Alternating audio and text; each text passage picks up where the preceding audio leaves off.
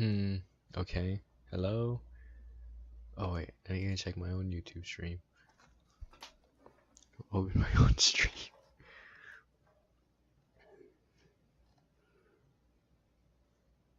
Okay.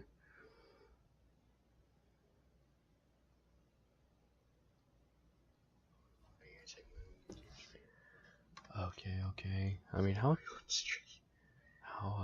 should my mic sensitivity be? Is this okay? I need to repeat to myself. Is this okay? Is this okay? Is this okay? Is this okay? I'm trying to be as quiet as I can be. No, I'm trying to be as quiet as I can be. How should my mic sensitivity be?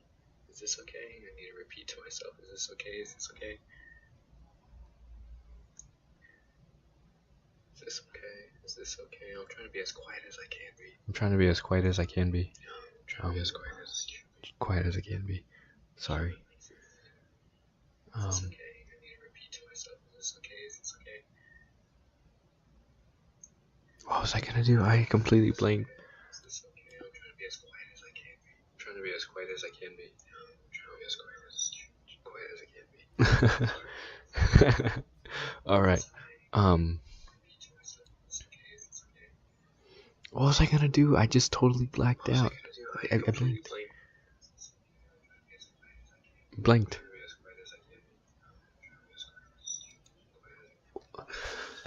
What was I gonna do? I was gonna do something. What was I gonna do? What was I gonna do? Tibbler? What the hell? Okay. I was gonna go on. Was this it? Fuck, I'm absolutely retarded. What was I gonna do? I was gonna do something. Oh, wait. What was I gonna do?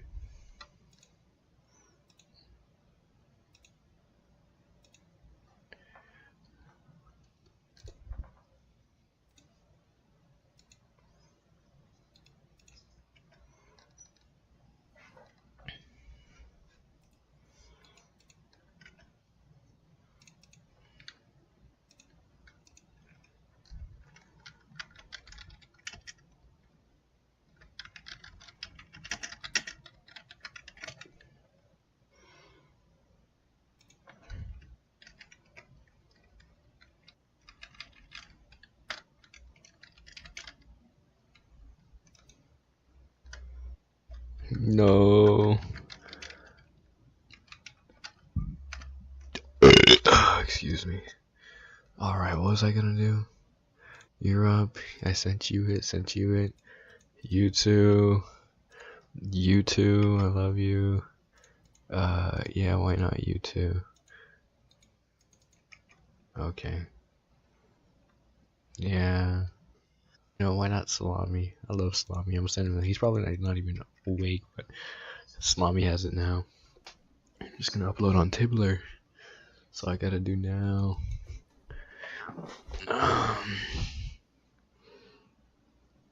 Alright, Tibbler. Oh wait, I gotta open Discord and then to Tibbler.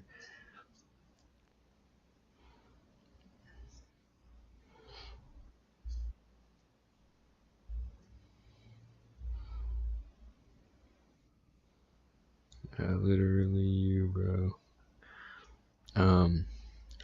What the fuck am I gonna do? I am retarded. Where am I at? Where's my head at? Not Aspirin, another sleep stream. Hi, Nico. Hi, Aspirin. I don't know who you are. Are you from Tibbler?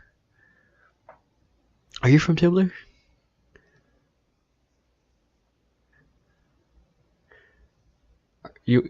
Hi. I'm scared.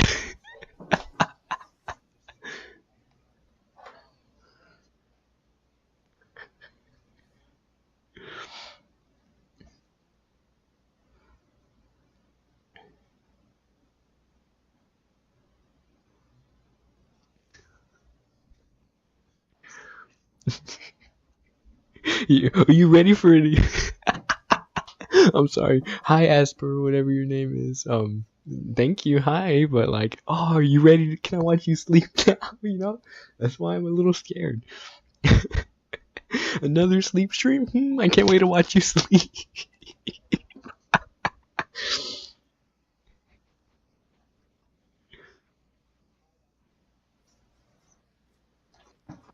But like, I'm trying to address you by Asperson. I don't want to be rude. I apologize.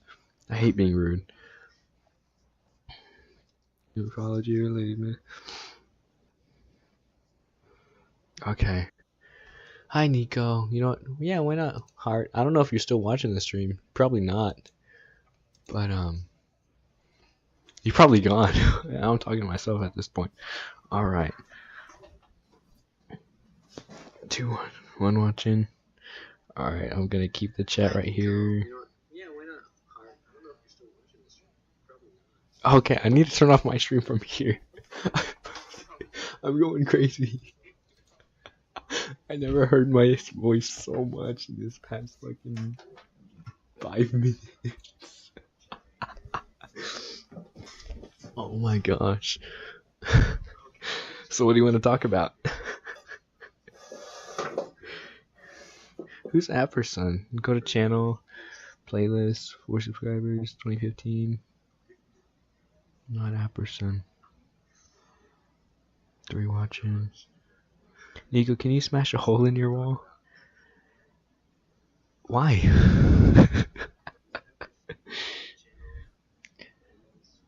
Oh, my posture is horrible. Hold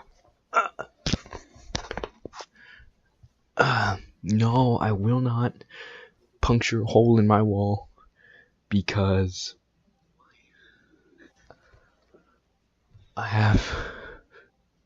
because my house is loud. Why are people spamming me? Who the fuck is spamming me on Discord?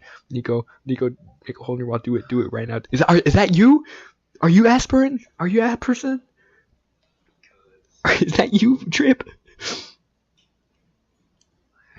I'm getting too quiet. I'm getting too loud. Oh, not a person. It's you, Drip. Oh. Is that you? Oh.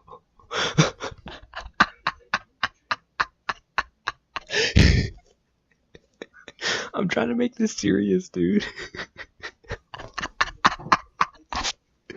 So I posted it on Tumblr. Hey, Trip, go on Tumblr. Get your Tumblr account. Follow the link. Click the link I sent you.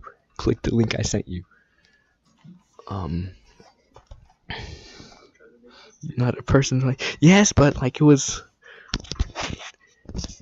but like, yeah, shut up. All right. Yeah. The fuck was I drawing? Anyway, it's probably gonna be a serious little fucking, cause there's a time in man, I had a bad day in my training. I had a horrible day in training. Monday, I think it was. It was Monday last week. I don't remember. Fuck. I don't know if it was last week or. But anyway, it's scary, but I will draw Garfield. This is gonna be serious for a moment, okay? I had a bad day at training one day. I think it was Monday. If not, then last Monday. I don't remember. But then, I was so fucking down, dude. I was so down. Fucking hurt because how horrible I was doing, tripping up upon everything. And I got home just so defeated. I felt so defeated, and I didn't talk at all. Came home, grabbed this, and just started writing whatever I felt. And it was a whole hour. Not a person. I'm fucking stupid. I mean, it didn't click because I only think of you as Trip. I see it because not a person. The username not was a thing like my brother and his friends used in like a clan tag or on their Xbox profile. So that's why I just see it as Trip. Anyway. Oh, of course. They're not letting it get to me. Of course not. But now it sounds like it looks like a fucking manifesto. But I think it just all of it went away when I just spent an hour just on my fucking kitchen table, just going and going and going.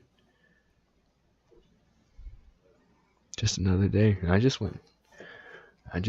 spent a whole hour. I don't want to start rambling. Like, who am I expecting else to join, first of all? But I hope I posted on Tibbler. Good website, bro. Check it out, dude. Click the link I sent you, fucker. Wait, hold on. Do you have iPhone? Yeah.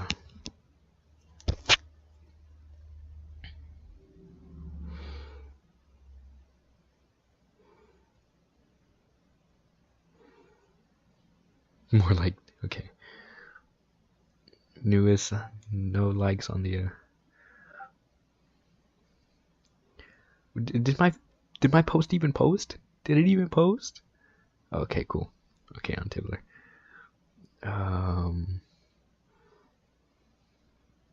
Who's texting me on fucking Discord? Why isn't? It's not even loading. No, Android. Okay, cool.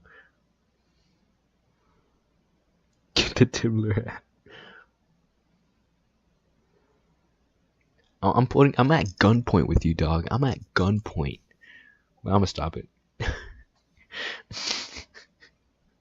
It's Instagram, but sweeter and cuter. And yeah, I think. And more internet based. It's cute. Make an account here, nigga. Make an account. All right, time to start walking. Okay, it starts off with me fucking defeated, grabbing a pencil, just saying, I'm a very, very flawed individual. Very.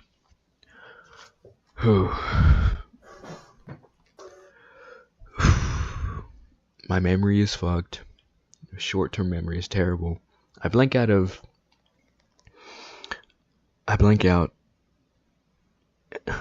often. I disappoint myself and others. I deliver what's called frustration, which makes me always feel guilty.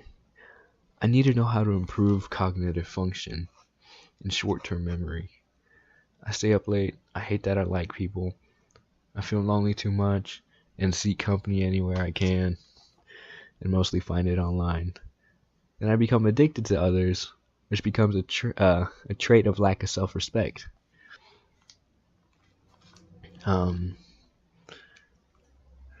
I think that's just how.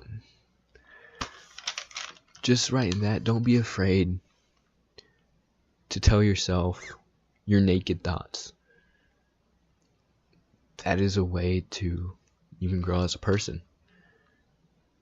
It's scary and embarrassing to yourself saying, writing, communicating how you really feel.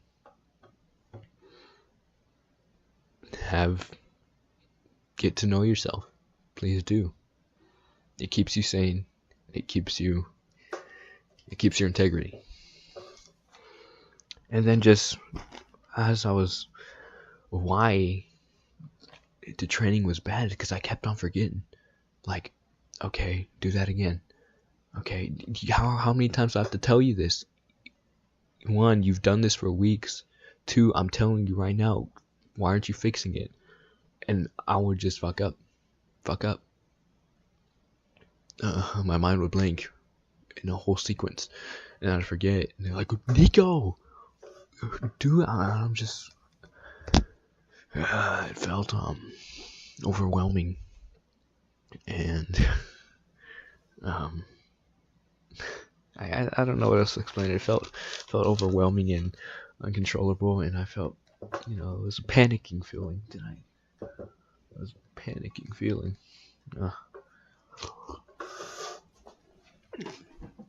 No, I put a whole ring into it.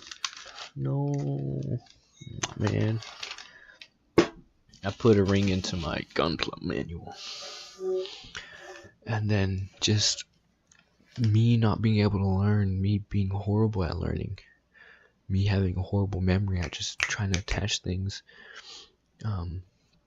having always constantly moving, and being told often, you didn't remember this, you didn't remember that, how could you forget that? um, and I'm so stupid. No, excuse me, genuinely so. Easy gooning. Easy gooning. What? Anyway. Um.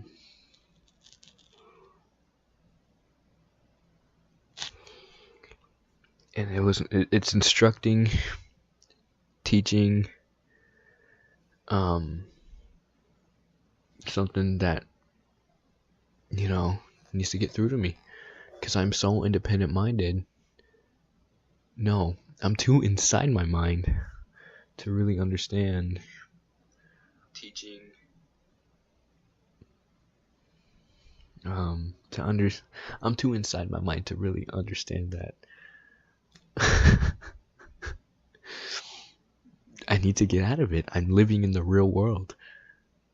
Nico, your head isn't the real world. You're living in reality. Do what you're supposed to do. But don't enslave yourself.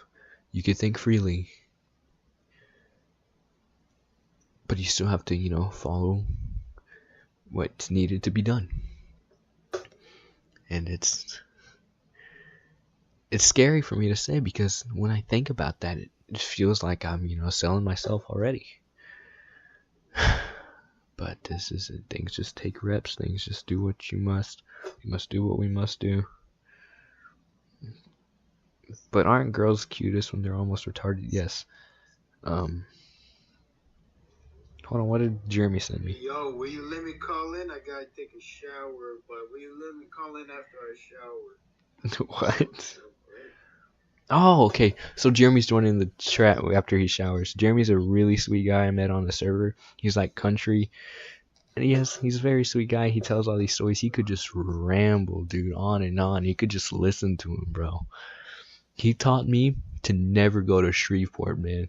Do not go to fucking Shreveport. It's the worst place you ever fucking go. Last time I went to Shreveport, bro, some goth chick, scary looking goth chick with face paint, she slapped me in the face with the fucking Kraft single just because I asked about the nearest McDonald's, bro. Shit was fucking wild at Shreveport. It's like Portland, but with worse roads, dude. No, not Portland. Oakland, but with worse roads, bro. Do not go to Shreveport.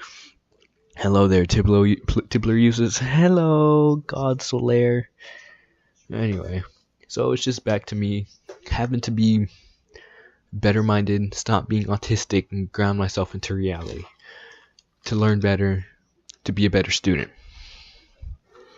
And with my very childlike mindset, my feel somewhat underdeveloped brain, I want to,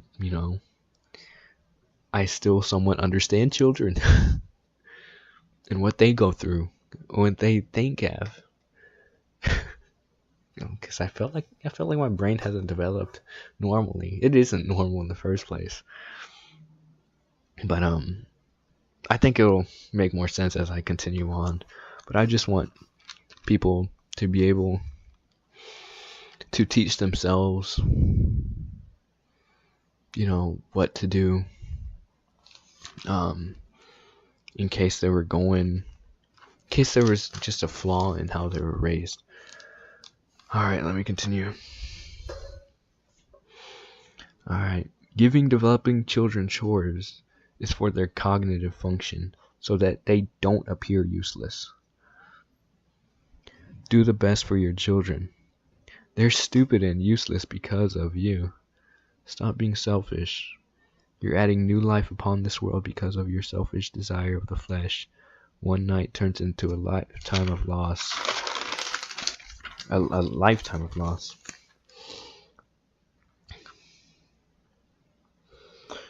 Reminder: by being aware of your problems and their roots,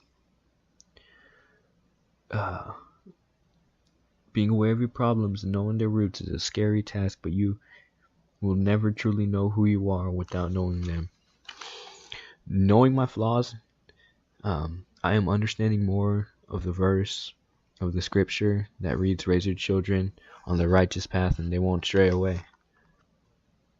Oh, my posture, I could feel it.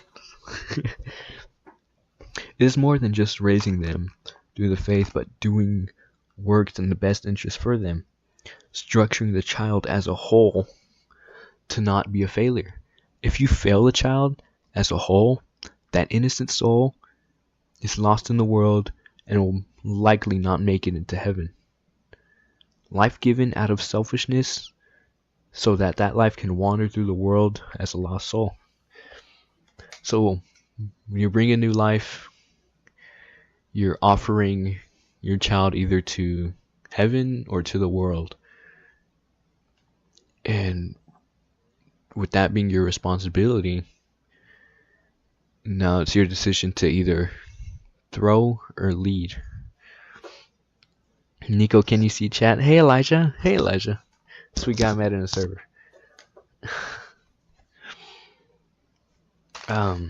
This is where it gets stupid, very zoomery and internet-y. I saw this clip on the Joe Rogan podcast where the guest was talking about children with ADHD and that attention spans of the children aren't necessarily stable, and not because of a condition, being what's it called?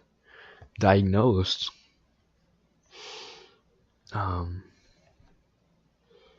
But acting as a mental blockage of, "It's me, Hunter, don't mind my YouTube profile, it's old." Yeah, it doesn't matter, Hunter. Hachi man. Children with ADHD, their attention spans aren't necessarily stable, and not because of a condition, but acting. I love this. It's a form of mental blockage of that children, when they're yelled at a lot, especially by their parents and caregivers, because it's just for them, and being around just conflict in general, it's the child's brain wanting to enter a happy place in their head so that they aren't experiencing of that negativity. You just want to hide into your head, go to a happy place, la la la la la, because you don't want to be around frustration, argument, negativity, so you go into your head and just so there's no pressure, and it becomes a habit. It becomes bad when every sort of a little conflict or a little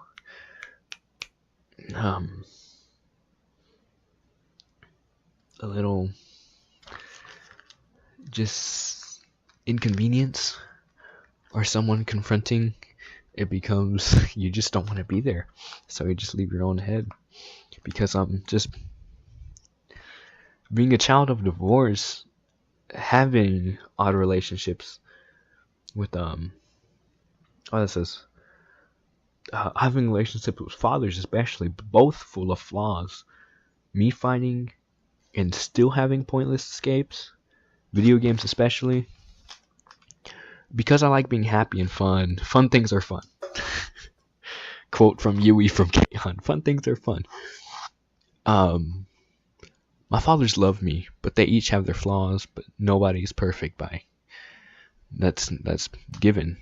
But I wish the child, I, and others were directly given guidance and reasoning. For example, when a child often asks why, when being instructed or for them to ask, it's not out of disrespect. The child is curious about the task and how it works and its importance of it. This is a learning opportunity for them. A good direction, children. Excuse me. A good direction. Children don't know everything, so allow them to learn and teach them. Excuse me. Not because I telling them because I told you to. That's why. That's not a good answer for curiosity. It also can subconsciously program the mind of the child into following just a mindset of only knowing, taking orders, and giving demands. this or that. Okay, just your child learns how to okay, and then all they know is giving instructions, do this because I told you. Yeah, that's the only thing they get out of it. It's the structure, not the goal, not the plan.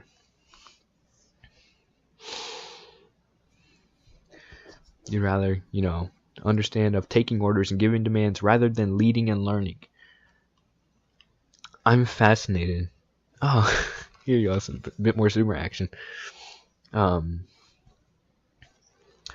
fascinated by, Dr. Jordan Peterson, the clinical psychologist, often seen on the internet, helping people understanding their minds and resolving whatever issues they have in their heads that they don't know why they exist in the first place. He heals people by letting them think. That is beautiful, man. As a clinical psychologist, he helps you. What is it that you think wrong of yourself? What is it that made you think this way? Why are you still like this? What can you do? What habits haven't you broken yet? It's just the simplest, so simple. Because you just gotta strip apart your mind, know it, and then continue forward. It's beautiful, dude. And what a good affection.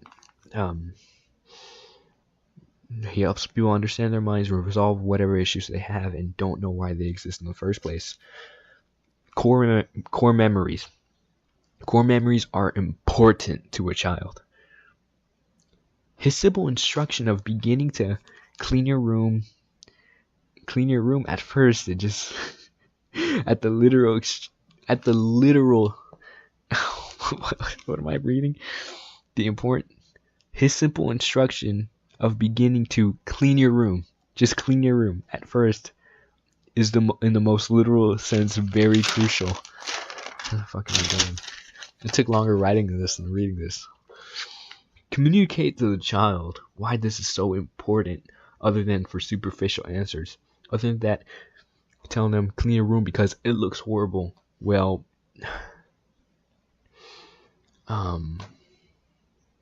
what's it called? But there's more truth to be given in that reasoning. That's more important. Making up the bed, making up the bed you rest in sets a nice standard of how you treat yourself. Do you want to give yourself a nice and you do want to give yourself a nice and pretty? What word did I write here? Oh, don't you want to give yourself a nice and pretty quarter where you spend a third of your life in? Come home and you just present yourself. Wow, a beautiful bed. There's cardboard right here. I let my dog chew on it. But just yeah, my dog was on it. I do make up my bed. Shut up. I think some parents don't understand that children only know what they've been taught. They will tell the kid do a simple task for the adult, but for the kid, they have no idea. That's exactly what I was saying. Sorry, I'm not paying attention to the chat. But walking home, knowing this is how you treat yourself. Hey, welcome back, Nico. I made you this bed. Oh man, I'm tired. Thank you, me. Something like that's the example I'm trying to give. A room is a reflection of yourself. What is on the desks, on the floors, on bookshelves alone? What are you interested in that reflects you? What's on your floors that represents you? There's a water bottle because I was cold. It was yesterday. I haven't really been in my room much today. It's bags from the Gunpla. There's cardboard. I let my dog chew on them. Bookshelf, PC. But it's just a reflection of you. If you can see, there's a cup of water I'm drinking right here. My figure and Gunpla shelf. My built fucking Astra Ninetales, which is sick, by the way. Water decal's going on it soon, but I'm too scared to do so. But yeah. So where was I at? So what is on desk, what is on the floor, what is on bookshelves alone, and the result of it. And all that alone results in so many inferences of what you are as an individual. With these new eyes, let your children know directly of these. What's it called? What? No, don't many parents never knew this at all for this simple wisdom. I guess I know there's not many parents. I guess many parents never knew this at all. For this is a simple wisdom to be forgotten for a few generations, because no one's gonna of course they're gonna remember the instructions, but not the purposeful reasons as to why the instructions are given. I guess that's what I meant to say, and I hope that also came across. Cleaning your room, not just for, because it looks nice, but because it's a reflection of who you are. Are you gonna treat yourself nice?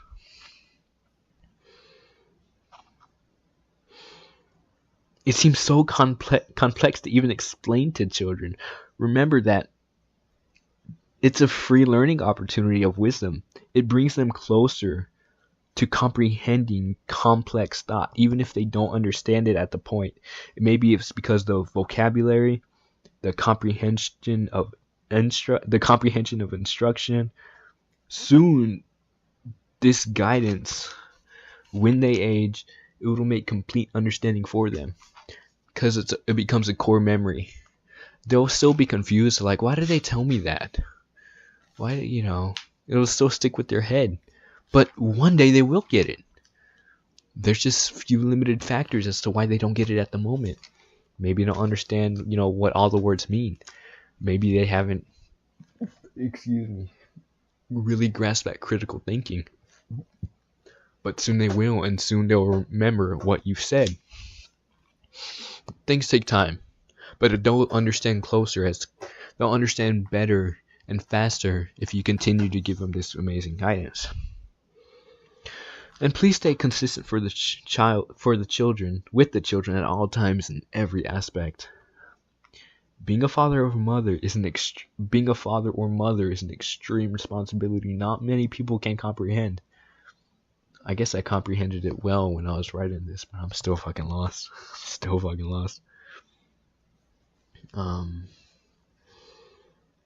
If an incomplete human brings forth new life with limited understanding of the manners of life and experience, that new life becomes lost and unknowing.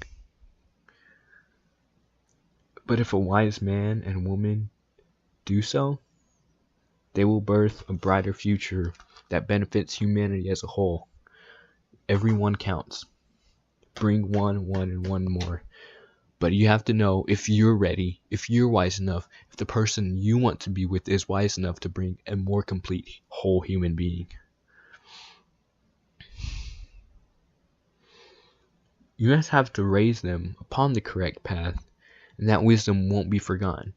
Because the most influential people in their lives have delivered much to learn and keep for them to be core memories. Memories of love and humanity. Please always be aware, so that know that if you are incomplete, unstable, and unknowing, and badly influenced, then stay celibate. Be an incel. Or then, what is procreated carelessly has a complete right to say that you are a horrible person, selfish and stupid. Continue to learn as you live.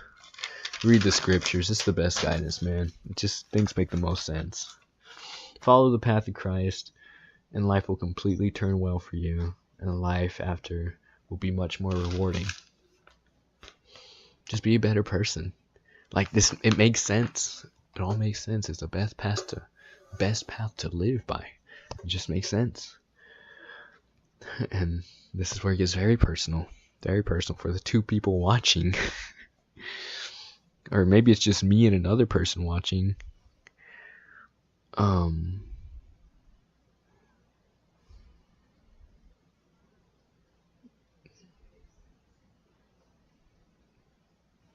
Did I already send this? Nope, wrong thing. Hold on, sorry.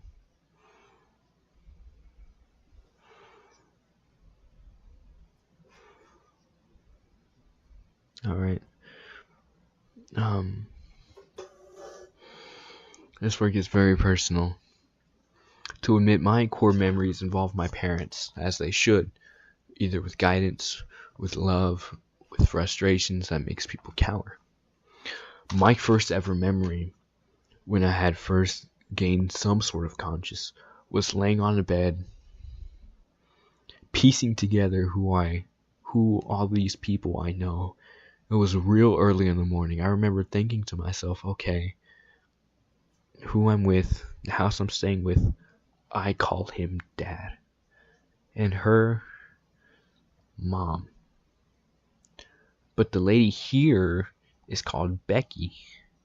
But I also call that somebody else Dad. Then after, I waited a bit. The window was closed. A light was showing past through the window blinds. Then my father walked into the room. And then I remember what I was to refer to him as. I'm like, Dad. I called him Dad. Another, that's the, the influence. Your parents' influence, that's Dad. Dad. That's, yeah. You're teaching them who you are. And I guess a lot of it just starts with that also. Consistent teaching like that, telling them Dada, telling them Mama. It'll stick with them. Another core memory was me laying on a mattress at nighttime, going to sleep, and my father holding me. With his face close to mine, I could feel his beard. And him telling me, I'll only lie here for a little bit. And I would just tell him, I can feel his beard on my face. I love you hold me close, as a father would. I'd say, no, I'll stay here. He said, only lay here for a little bit. I said, no, just please stay here for a lot bit. That mattress laying on would often have sheets. The sheet would often have Elmo characters' faces on it, and the blankets were very solid, warm, and comforting. Who's calling me? Oh. I'm not calling you, Slummy.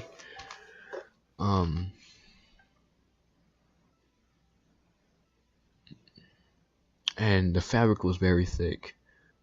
And they had very interesting color patterns. It was very vivid, but still very warm. I would love to find a blanket of that. And core memories with my stepfather, however.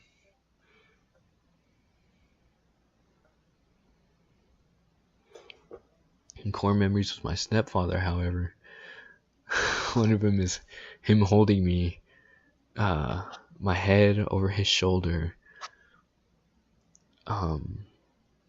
shushing and patting my back in a pattern of 3, just shoo, shoo, shoo, shoo, shoo, shoo. He held me in front of, that's how he comforted me of going to sleep, just holding me, shoo, shoo, shoo. But another core memory of mine is in the same space, on that same couch. But it was really maybe even the same day. He held me in front of him. I guess they were watching Grease, and he just quoted Grease. He looked at me. You're a fake, a liar, and a phony. And it's just developing children especially. It's just tone. You can understand tone. How you speak of it, what you say. It's just in us to understand, how it's, you are a fake and a liar and a phony. And whenever he says that to John Travolta's character. Yeah, and I wish I never even met you. And he just told me that, and I started crying, and that's children knowing tone and anger. And I started crying, but keep in mind, I was around the age of 3. Tone is very important in communication. Know how to speak, please. No doubt dogs can feel that way too. Speak to people with politely.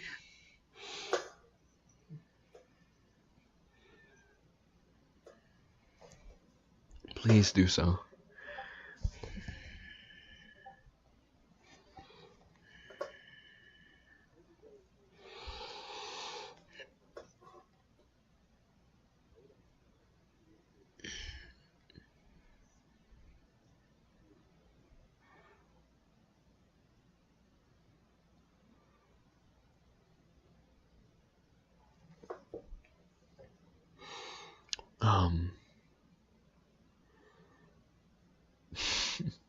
Another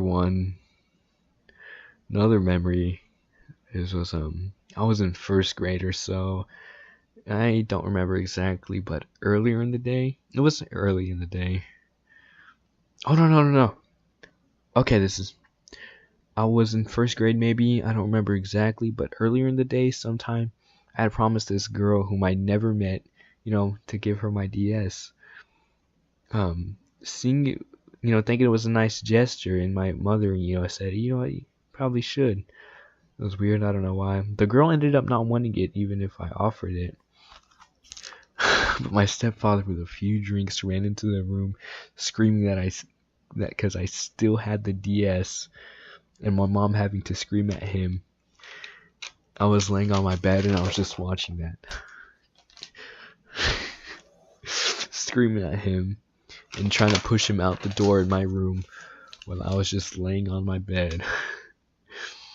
He'd barge back in, continuing to yell, "Give me that, give me that, give me that." And I was just on it, like, I was just playing Pokemon Platinum. Give me. It was very scary. It was very scary, dude.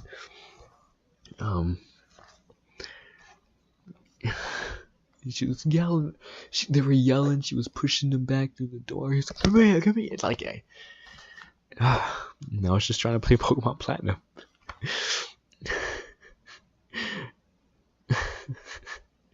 Another one was, I was running around in the house in my underwear. I was probably, 8, 7, 6. I was still pretty small.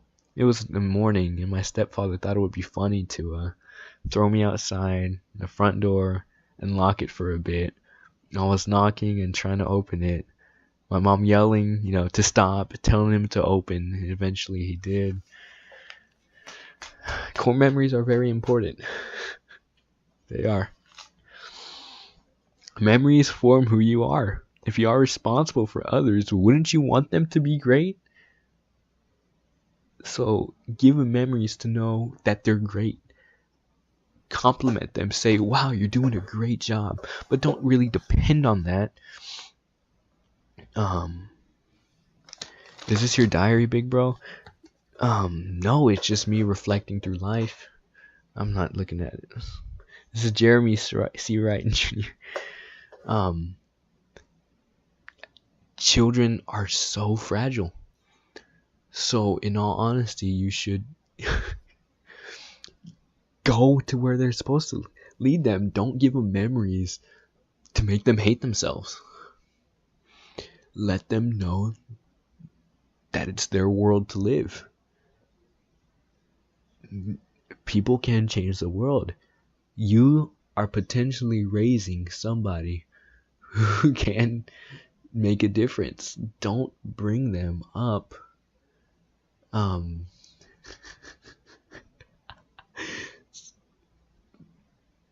to a point where they can't look up. Build your children up. That's what you're supposed to do as a parent. Make them be whole.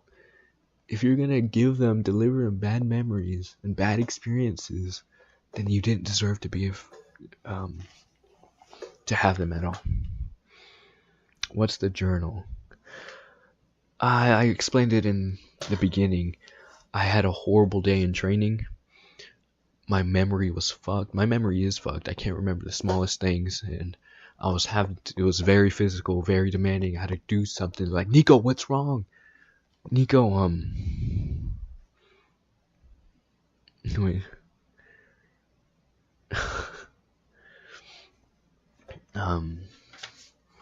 Nico, why aren't you doing this? How did you forget this? I was just fucking so anxious, fucking demanding, and it just fucked me up. Training was horrible. I got home, didn't speak, just immediately wrote this down of how I feel, because I'm still fucking developing. My brain is still immature. I have such a childlike mind. It fucks me over, dude. And there's a there's a core memory that I don't remember, but it's true. There's a moment I was running around my house with a blanket over my head, just running around. I think I was 3. That's what my mom often says. I ran into a wall and my head busted open. Think I was maybe 3 at the time, and that is not a lie, and I know it because I have a scar on my forehead that's been on me as long as I could remember. So that's not a lie, and that maybe in my developing brain that messed me up somewhere in a bit. Who knows? It maybe did something long term. Who knows? But my head busted open at 3 years old with a blanket over my head, running into a wall.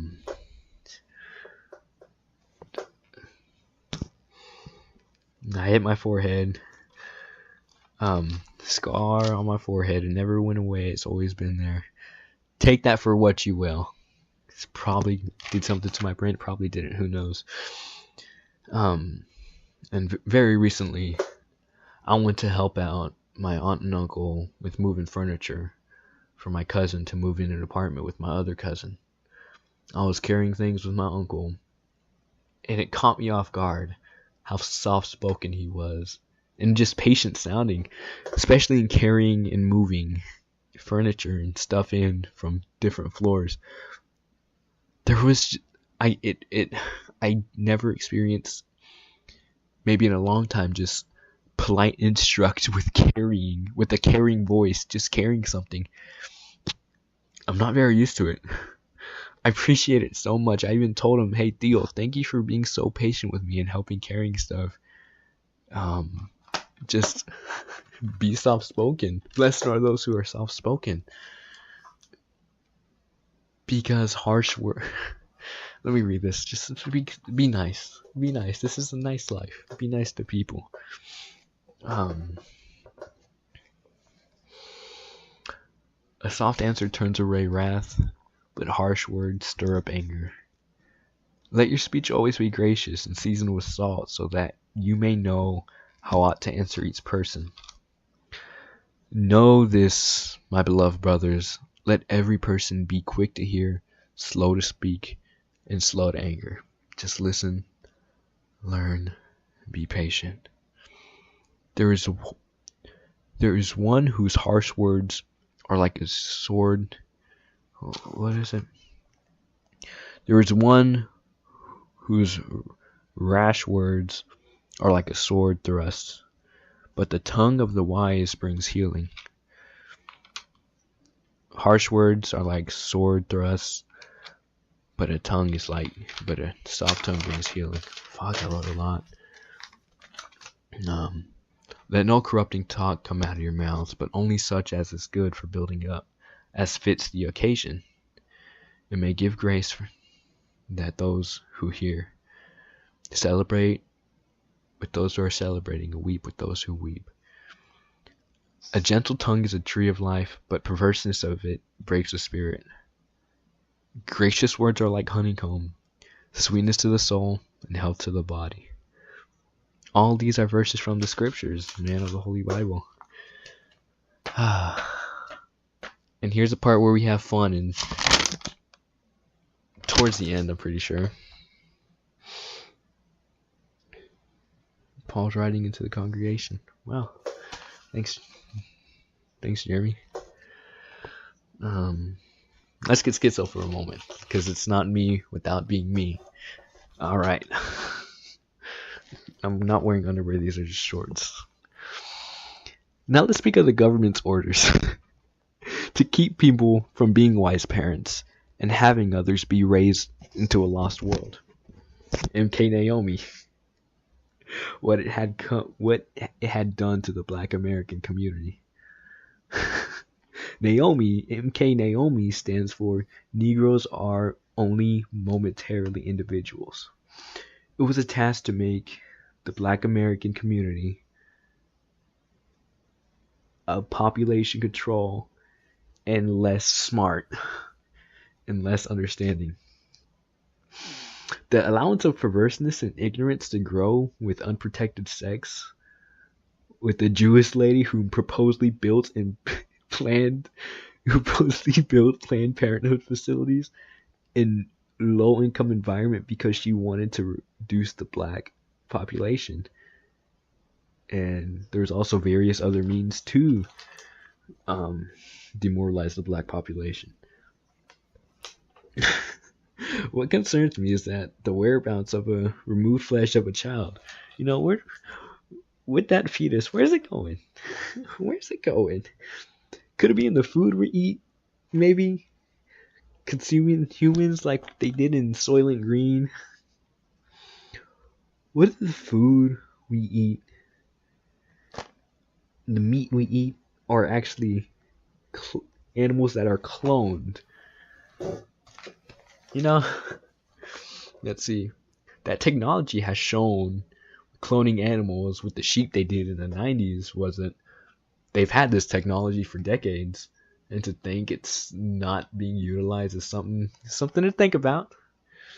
Especially how advanced these experiments could progress in the amount of time between when it was discovered until now.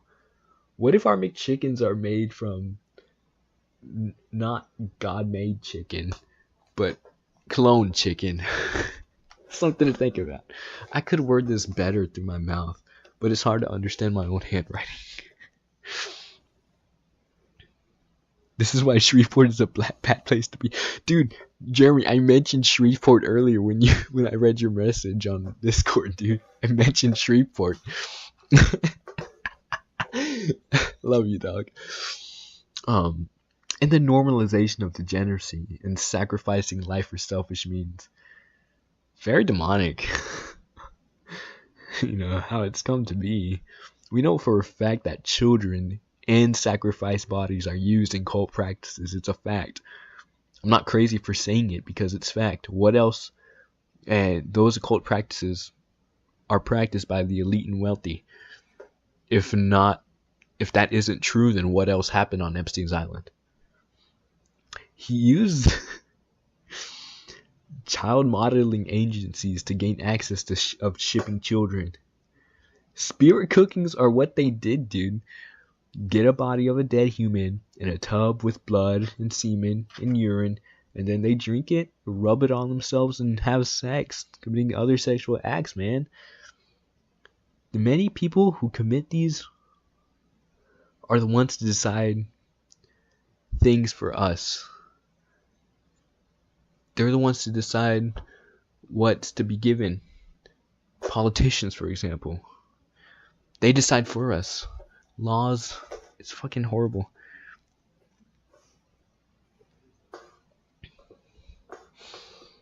Thank you, Jeremy. Yeah. I don't know if I'm communicating this right, because I can't even remember. Politicians decide the laws we're supposed to instruct, the rules we're supposed to follow. The world's governments are satanic pedophiles. That's fact. And if one refuses to believe that fact, then it's a right to name them. It's a right to tell them they're ignorant. Because we all know. It's a fact. The governments, the people, the politicians, the actors, Hollywood, they're all satanic pedophiles. It's fact. There's no denying it. I'm not crazy for saying that because it's true. Epstein Island, Little St. James Island is real.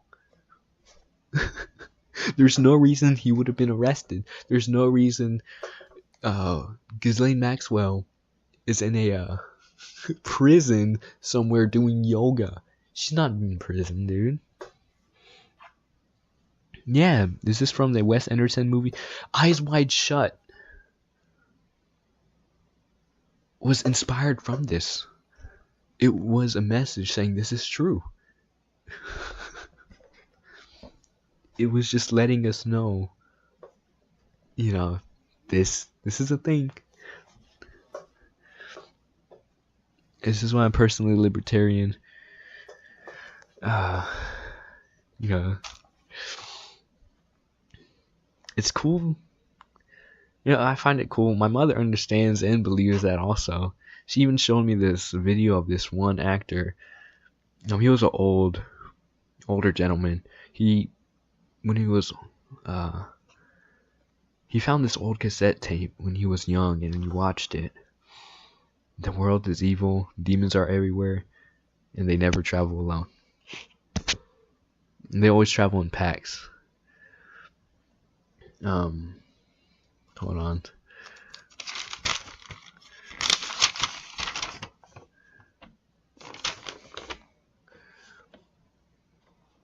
Okay, I'm supposed to.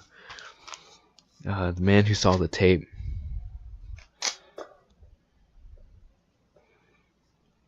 The man who found the tape, he saw exactly what it would do. He saw a spirit cooking on that tape. And it just fucking, at a young age, seeing this, like, what the fuck?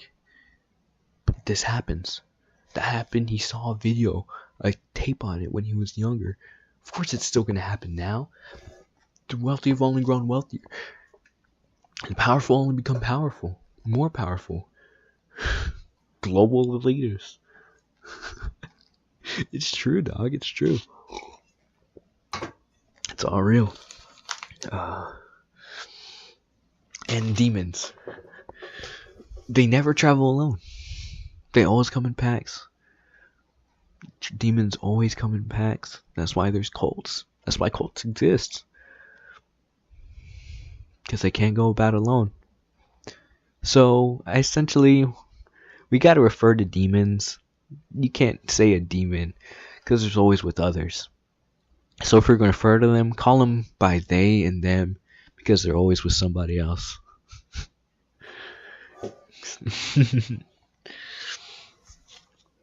1 John 5:19. So yeah, the best way to refer to demons is they and them. I'm stupid. That was very corny. I'm a fucking cornball. And so don't be attached to the world. The frightening reality makes many uncomfortable. However, the truth must be known, dude. Know the path of Christ, please, or that you will be punished. The same, the evils that are among us. I even drew little Among Us fucking thing. I'm so stupid. If those cults are real, if the people in power are real, with all the money, with all the wealth, and commit these satanic practices, don't you wonder, like, oh wow, maybe I shouldn't be influenced of what they want me to do, you know? It's just, that's the most pinnacle of this or that. It just makes sense. This way of living just all makes sense.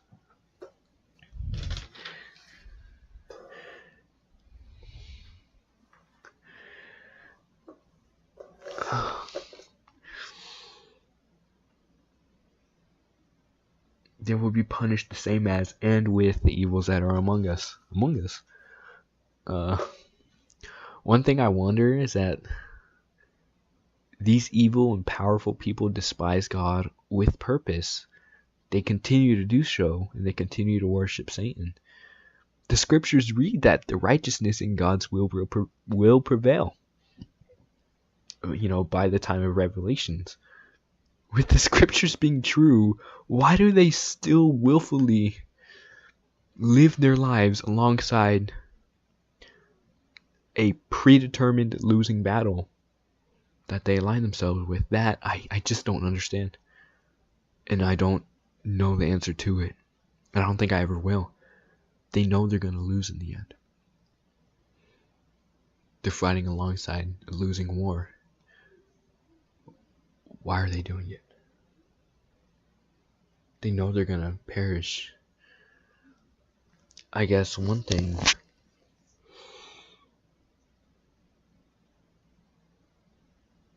I think I have an idea. Hold on. Of course, they're works of demons, and they are in a group to influence other people. They want more evil souls with them, so they don't burn alone. Maybe that's it. Because they come in they damn packs, and they want to bring more and more with each other. Maybe that's why. They don't want to go alone. Demons don't want to be reformed because they are too ignorant and prideful. So they continue to defy the means of righteousness and influence people with them to burn in hellfire with each other. There's a lot I don't understand.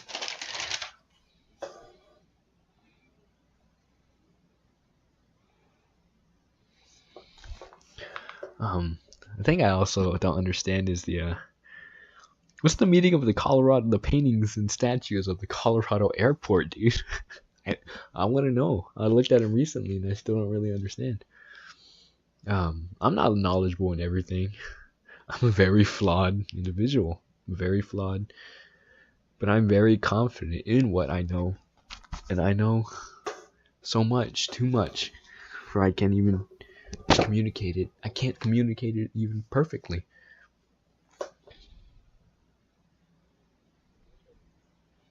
There so happens to be reading the scriptures, and there are 50 prime demons, 50 states, and I just found a tick that weaves webs on my hand right. Cool. Spider web. Is this a... am I being too retarded, or is this something I can just laugh about, or is my retarded schizo ass supposed to read something into the tick that weaves on your hand? I don't want to look too deep in it because I don't want to feel stupid. But I am a very flawed individual and very childlike and curious. But that is me, and I cannot be anybody else but myself. I must utilize what I have and can do to its fullest potential. I can be an influence of what's good. I can be an impact on people for the betterment of themselves also. Humans cannot consciously... Does that say consciously? I don't know. Humans connect consciously. Show your humanity to others and build each other up so that good will prevail as earliest as possible. Spread good news, spread good word, help each other out. And you could build your communities from the better and better and better. It starts with you and the people around you. Help them, help better them. Be a good saint. Be a saintly person. Please. I said consciously. I thought I read cannot. Either way. That's something I wanted to get off I wanted to read. I don't know how long the stream's been on so far. I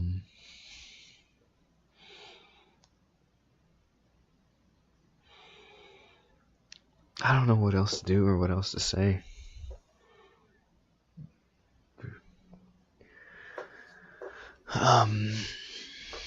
Just be better.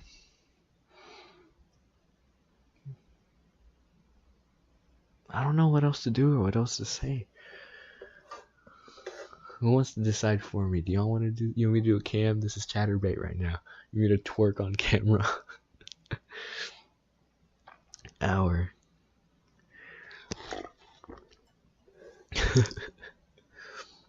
What else do I do? Who knows? Fuck, I had an idea. What am I to do right now? I wanted to get off my chest. I finally did. What do I do now? What do I do now? www.tibler.com. There's the link I sent. God, fuck, I don't know. I didn't want to game tonight. I'm not in the mood or in the mindset to game. I did really good matches in Street Fighter 6 earlier, which is pretty sick. Oh. Smoke saliva. Here's a good thing. Us as men, especially in today's day and age, are continuously need guidance, because the guidance we've been given, if we're still lost, we still feel incomplete. We still feel lost. And don't be afraid to reach out to people who you feel also haven't completed. Oh, you talking about weed? Fuck it, I'm stupid. I mean, I knew. No, dude, I'm not gonna smoke weed. I'm not a fucking retard. Kill yourself. Mods, crush this nigga's skull. And if you feel lost, don't be afraid to ask other men. I felt lost a bit. Don't be afraid to look for some sort of mentor, for some guidance. Don't be embarrassed, dude. Help each other up. And if a man looks down on you for doing so, then he needs help also. But if he's gonna be ignorant to it, then he's not somebody to learn from. Do you think he's from Shreveport? Who?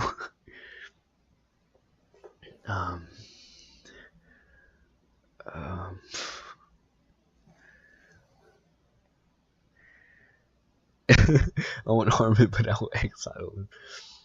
Death by exile. I love the Batman, the Dark Knight Rises. I'm gonna be like Bane, bro. So it was either yesterday or 2 days ago. I'm pretty sure. Yesterday, I don't remember.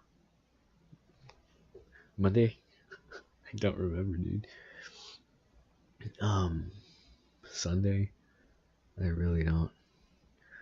I decided. I was walking my dogs, and then my neighbor was there. He's such a sweet guy. He's older. He's older. Maybe in his 50s. 50.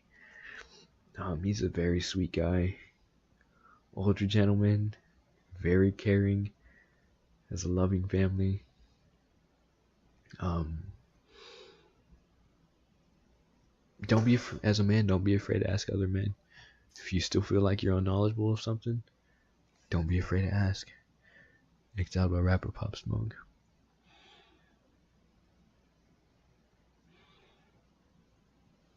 Of course it doesn't. But a lot of young men are still lost. A lot of men are lost. But some are too prideful to seek advice, to seek understanding.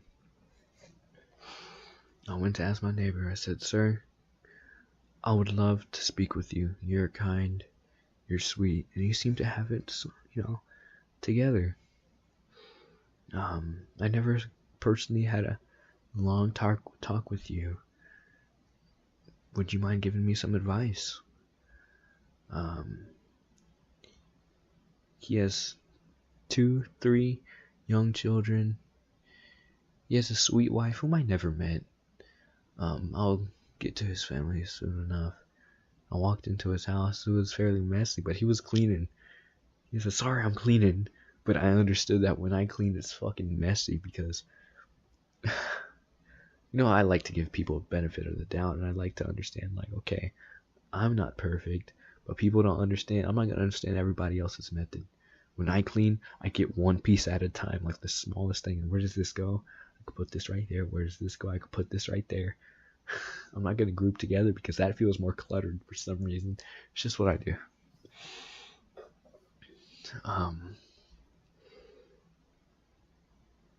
And I said, "Sir, we sat down." He's like, "No, come here. You need anything?"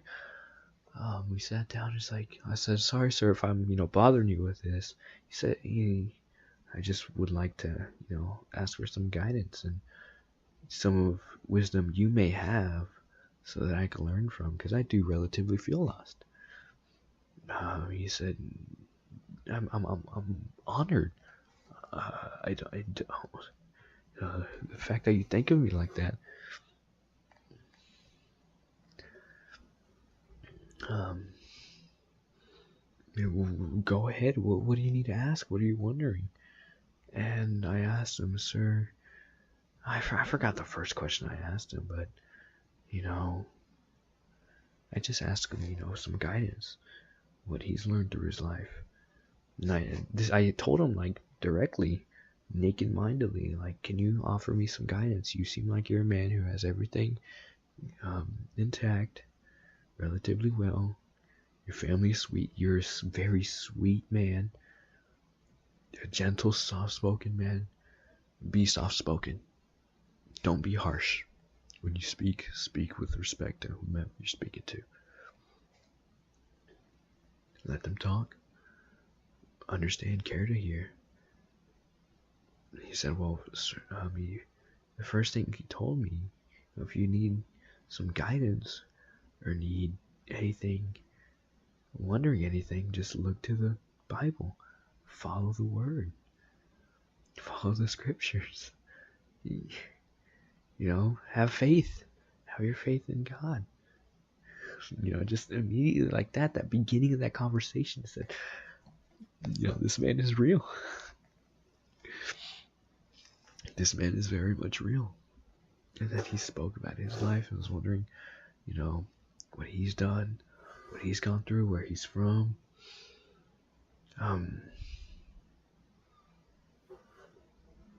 He is from New York. He's from Virginia, I think he said. He's from wherever. I don't remember exactly.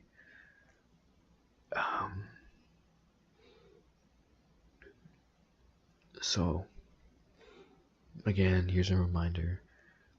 If you're lacking some sort of father figure, or if you need some more advice from a man who you are assured can give some good advice, don't be afraid to ask. Don't be embarrassed. Always continue to learn, or you'll be ignorant and won't be closer to a complete man you can be. It's very important to be the best of who you are, to be the best of who you can be.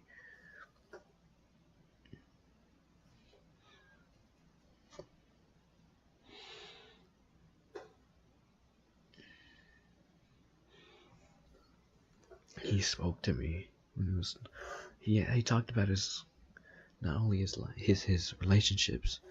He said, essentially I've been divorced 3 times. His first wife, he never really married. He said I just played house with her. We did everything, but we never were officially married. And that lasted for 2 years. No. I don't remember exactly. I guess it wasn't. I think his first thing is, he lost his sister, his younger sister, at an earlier age, to, I think it was bone cancer. He said it was a bone marrow donor at that age. I told him I apologized, sir. He's like, no, don't worry about it. And then he felt lonely. It's hard losing a sibling. I can only imagine, but I'm still tearing up thinking about it. And I just felt lonely after that. So I was just looking for something else to comfort me. And he just immediately like, he said, I lost my sister. I feel so lonely. Maybe I need a girlfriend. He said, don't do that. It doesn't work out. Of course it doesn't. But then his, I guess, second marriage, he said it lasted 10 years. It was abusive. He reminded me, they may say sticks and stones may break my bones, but words won't hurt me. He said, words hurt, man. Words do hurt. I guess his wife really verbally abused him, and he stuck with her for 10 years. He said, I didn't want to leave because I didn't believe in divorce. I don't know why I really didn't leave earlier. being a godly man, you don't want a divorce. God hates divorce. 10 years he went with someone who didn't really treat him right. Fucking horrifying, dude.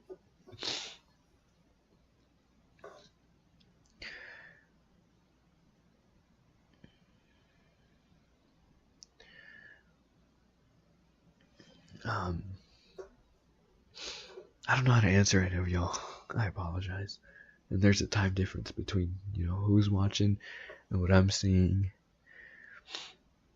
About the power of words, it's very odd. And then suddenly, and then back on his story, he eventually did settle that difference apart. And then, after a couple years, after his harsh divorce,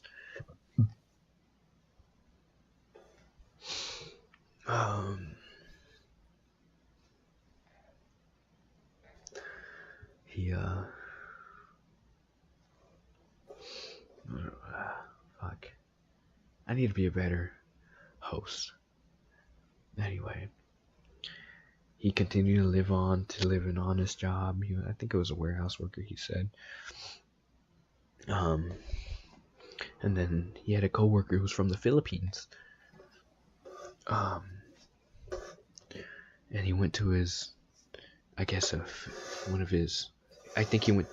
his coworker is from the Philippines.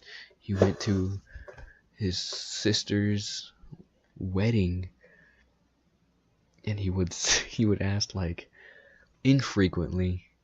He asked infrequently, saying, "Hey, does your wife have any friends in the Philippines?"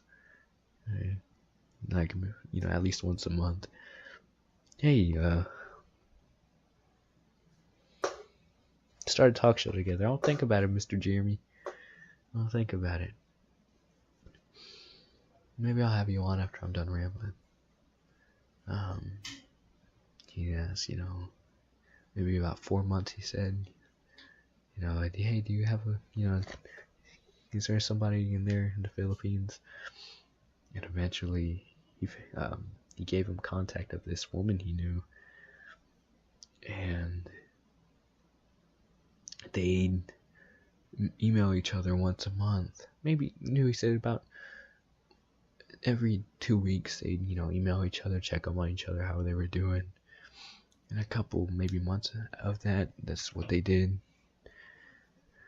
And eventually he said, well, our first date really was through Skype. Because she was across the world.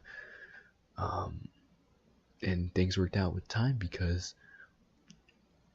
when we'd really do it, she just got off of work and I was just about to go to work, so things were fine. Things worked out with that.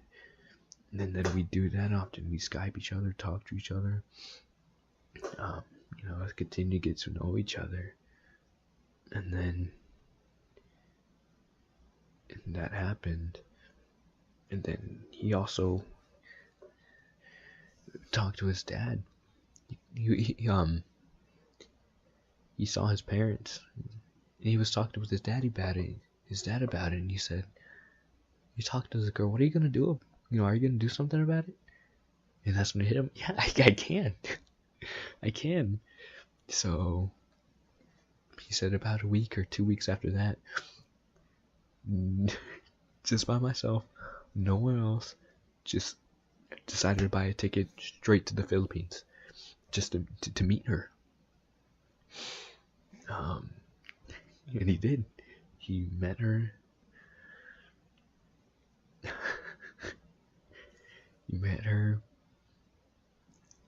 He stayed at a hotel for 2 days. He didn't like it at all. And he said to her, I don't want to stay in here for a hotel. And he's in this hotel anymore. So for the next 10 days, he said, can I, stay with you for a bit? Can I, sleep in your house for a bit? I don't want to be in this hotel. And so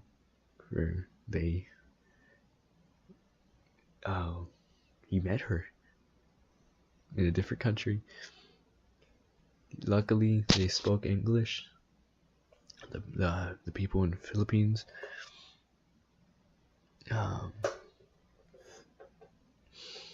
he would talk around the town, help people just around the town, speak to them, let them know that, I'm a helpful person. I didn't know these people, they didn't know me. These people are different from me, but I can learn from them and I can speak with them as well. And, if they need something, if he needed something hammering, I would go up there and help him. Yeah. He met a wife, his foreign wife. Eventually they moved, he had to come back home. Eventually things tidied up. His wife eventually, came up to the States with him, and now they live together. His wife isn't from this country. He's from New York. This woman's from, she was a very good woman, I'm pretty sure. I think I've seen her. I haven't really seen her close. He met and now they live together. They moved into this house. It was, he said, late 80s, I think. Early 90s. I've been living here since then. Or I've been living here. We have a child. They have like 2 children. And we've been together for, I think he said 10 years also, maybe. Can't remember. But he was so dedicated. He brought a woman, a good woman he sees. And now he's living a happy life with children who he runs around. And we talked for about an hour, I think so. And then he said, it's just 3. I gotta go pick up my children. I'm not driving. So so I wrapped things up. I said, thank you, sir. Thank you. I needed, some encouragement, some type of, guidance, some type of rest mentally, some type of more wisdom to be learned. He said, no, thank you. I was honored. You just, thought to speak with me about this, that I am someone to learn from. And you didn't want me to call him sir. He's like, don't call me sir, I'm your neighbor. Call me, my name. I'm not gonna say his name. Maybe out of some respect. No, I just don't want to dox, really. No, we're friends. Don't call me sir, man. And then we left the house. He said, I'm gonna go pick up my kids, and he walked out the house, said, our goodbyes. He went to go pick up his children, his kids from school, and came back home, and has been sitting on these thoughts, these words, these wisdoms. Yeah, pen pals go a long way.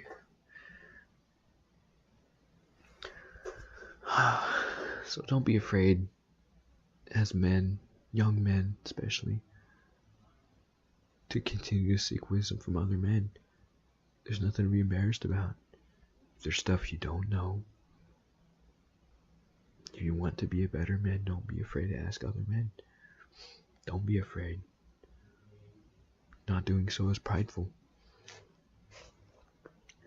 Be assured of yourself. But make sure you present yourself with some confidence that you want to learn. Or if you're just trying to reassure because you're a coward, like, I'm not sure, but at least show them you're trying. Please do so. Because that shows genuine concern for yourself and genuine curiosity that this man wants to better himself.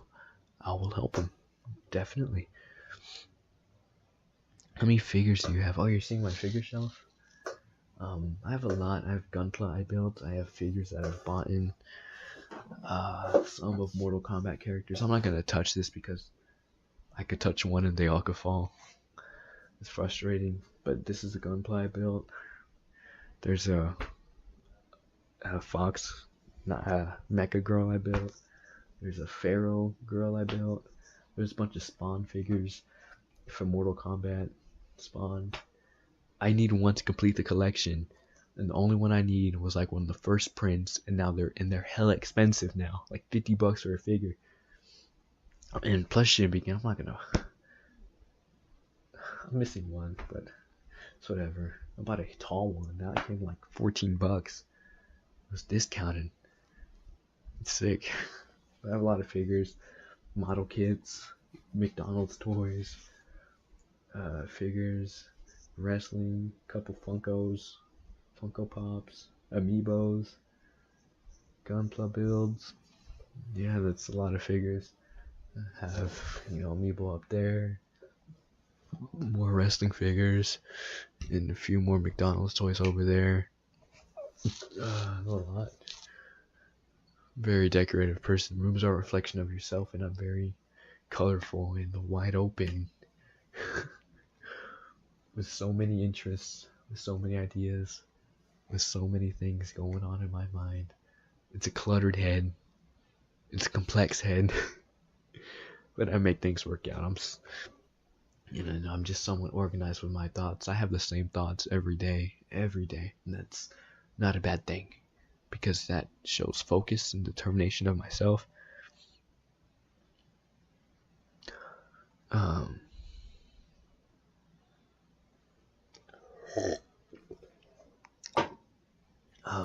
So I guess you could say with how I structure things, it's very blocked, it's very structured, one thing next to another. So I'm not messy. I'm just a collage. My room is essentially a collage. If you see here, there's a collage art right there to begin with. Where's it at? Did it fall? But there's cards right here. I have on my wall, written by my family, for my birthday cards, Christmas cards, graduation cards. A reminder of that people love me.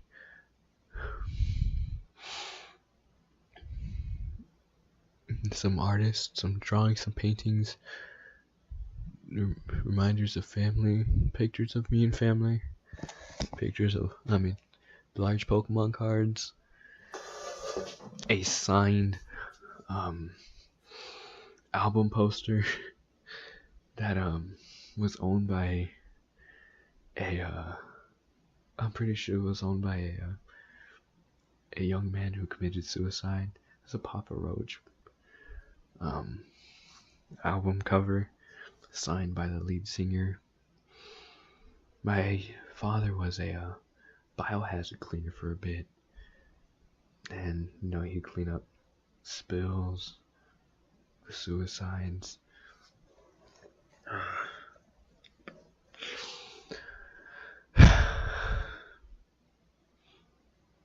I think he got a new TV stand from one of them.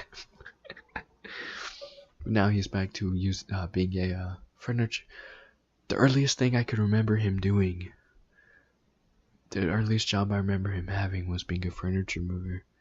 This is me being very young, like 6 and earlier, so. And now he's, for a different company, he's doing the same thing. However, he's, traveling across the country. Connecticut. Like last month, he came from Santa Fe, New Orleans, Missouri, moving for high-paying customers, very wealthy customers. He's making some good money off of that, living an honest life. He offered me a job recently, but it's not the traveling job. It's a warehouse job. He wants me to be able to turn in an application this weekend, but I'm sort of in a weird position myself. I can't really have a job, or else I'll stress people out. My family, my household family.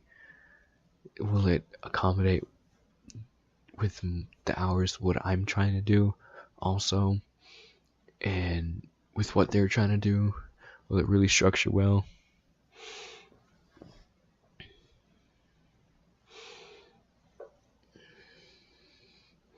Never kept on to anything, and I regret it, dude. I keep on to everything. My backpack right here, it's full of charms. It's full of charms. This lucha mask I got when I was in California. I love wrestling. This is El Santo, one of the greatest luchadors in Mexico history. He was like the biggest celebrity in Mexico. I got this in California when I was there to celebrate or see my brother, his graduation in the Marines. And that was a life-changing moment because seeing my brother graduate was first ever seeing my father and mother, whom are divorced. They just hugged each other, and I saw it, and I was next to my brother, and it was so surreal. They're like, what the fuck, our parents are hugging?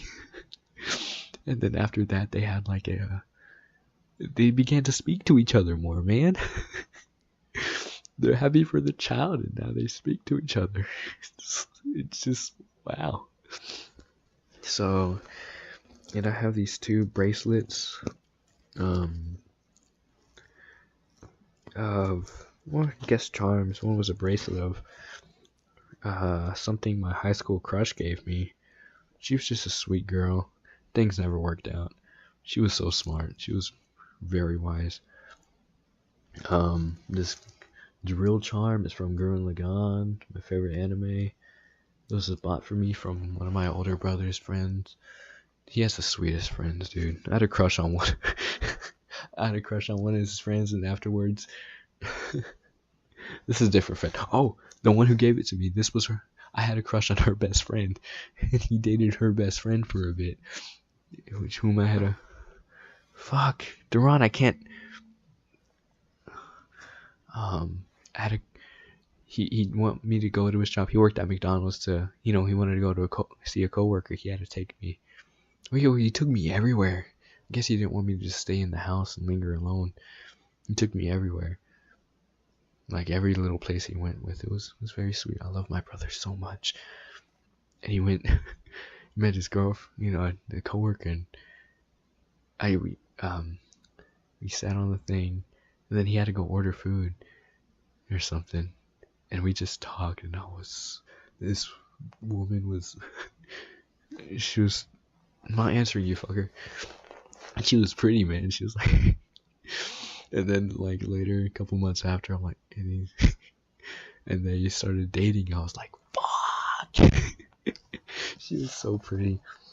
And this other thing, oh man, was a charm with my name on it.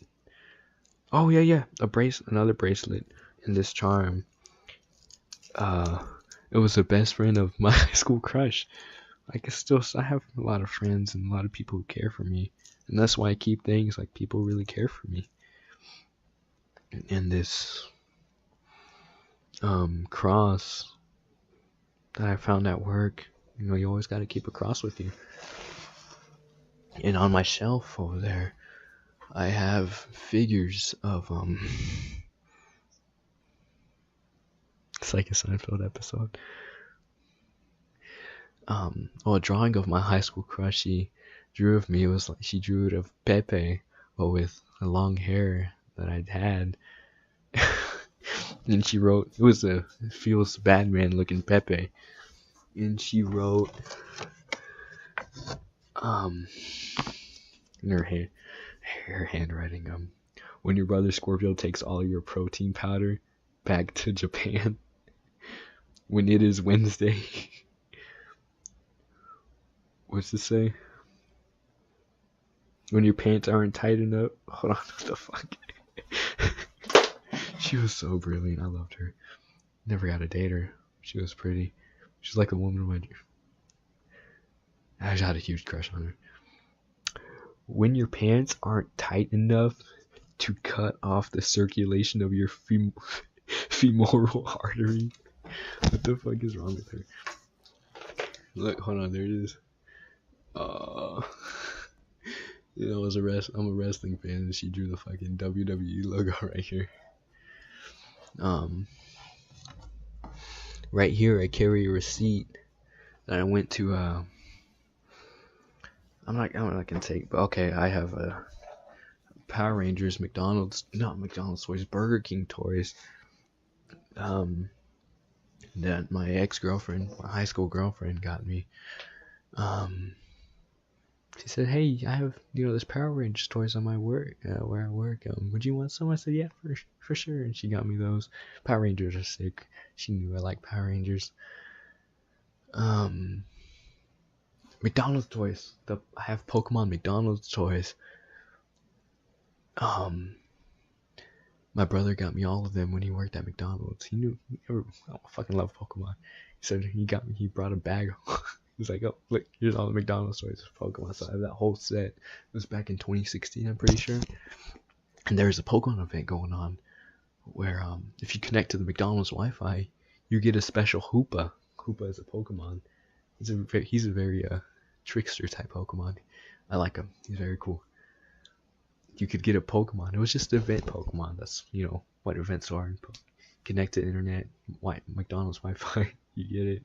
Cool Pokemon. It has the original trainer tag. It says Mac. I think I gave one away, but I still have another. I still have it.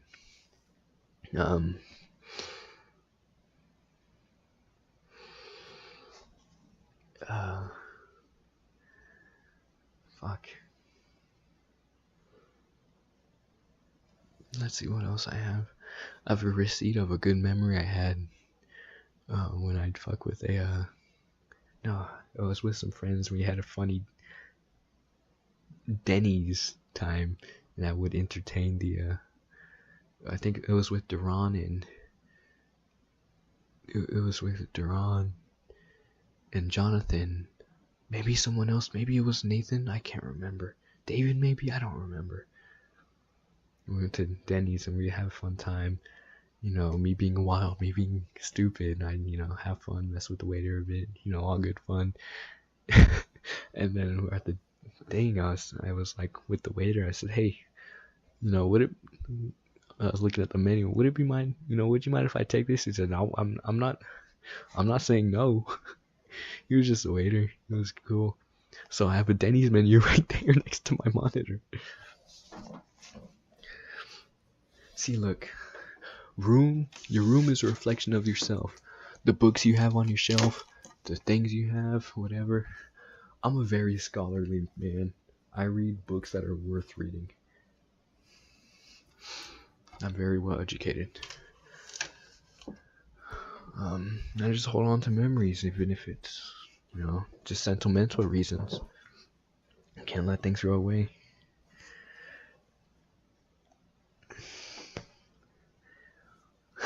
Crazy Denny stories. I was gonna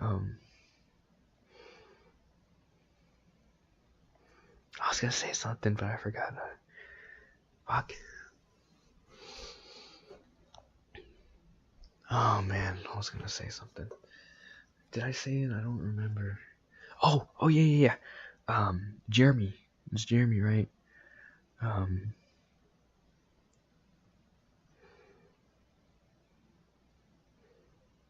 Yeah, Jeremy.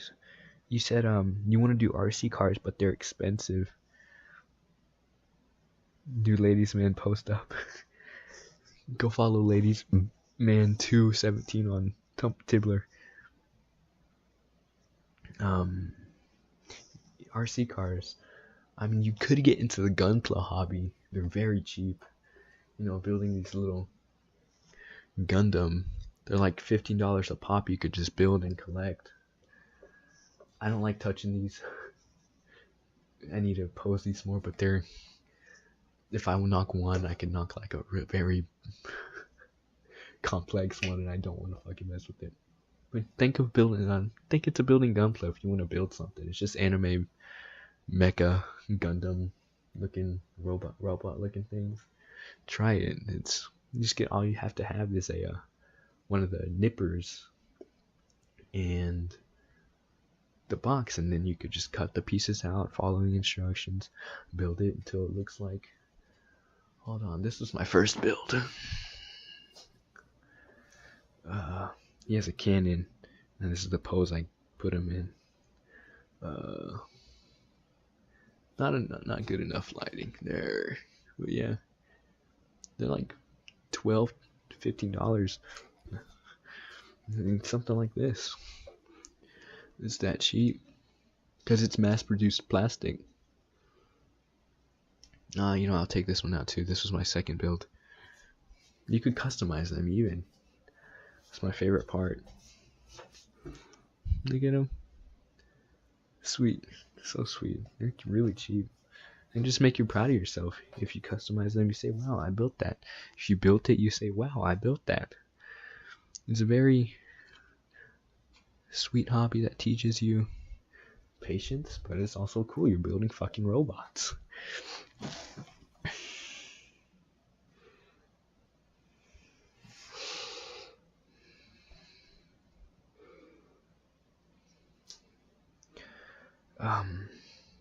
I regret not keeping Legos in the box after I took them apart.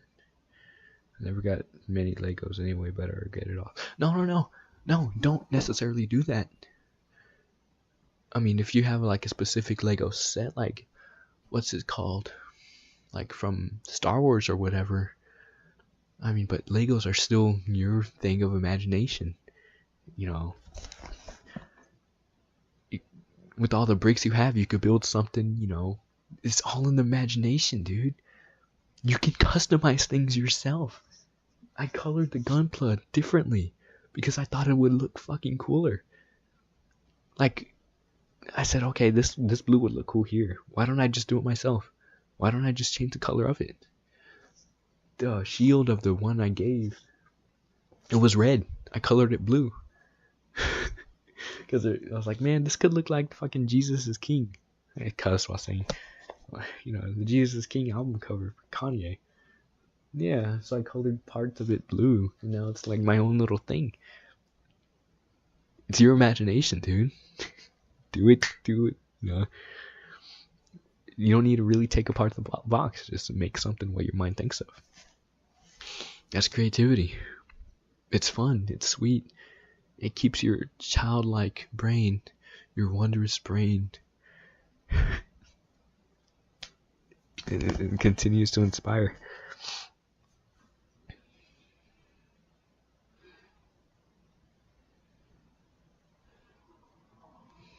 I thought Gundam was a comic book series like the Transformers. No, Gundam is a anime. Mobile Suit Gundam is an anime. And then it's back in the 90s.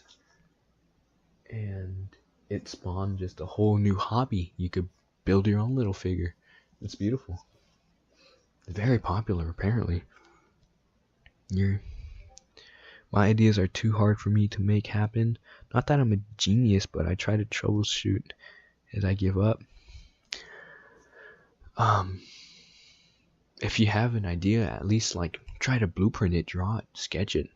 Smallest things. And then if it doesn't really make sense, write it, like put arrows and write notes that really will make sense to you if you look at it, you know, after the fact. Just draw it, even if it's rough.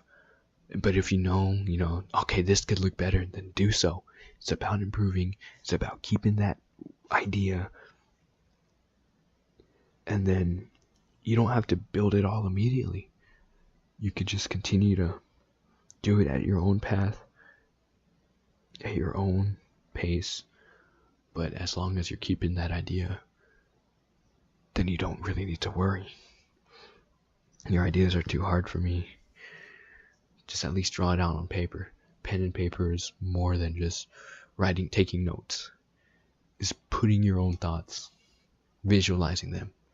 It's just brilliant. I don't know what Warhammer is. Ladies, man, I apologize.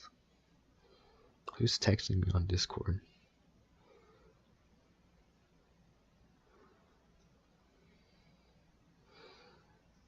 Horrible.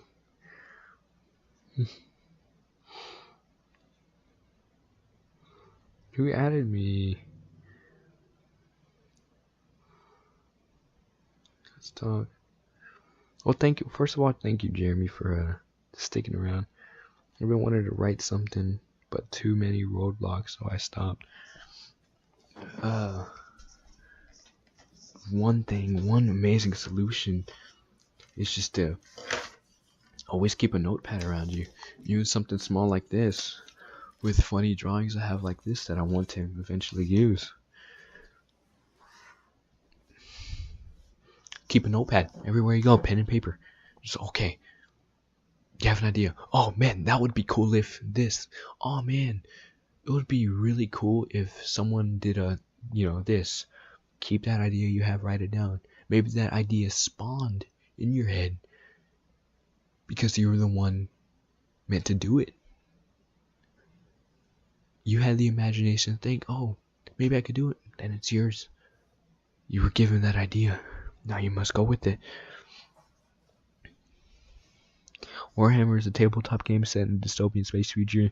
The minis are famously ridiculously expensive.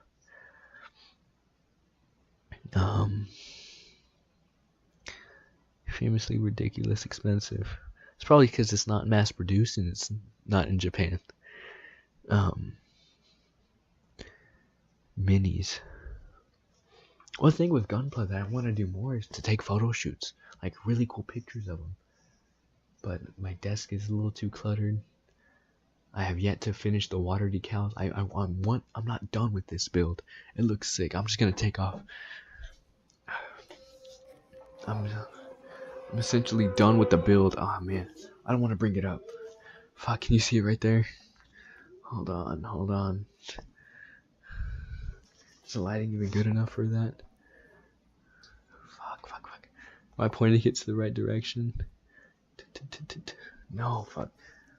I don't know if y'all can see it, but this takes so many little parts and it gets so frustrating to build, but it's really cool when you have it in a good pose and it's something you really like.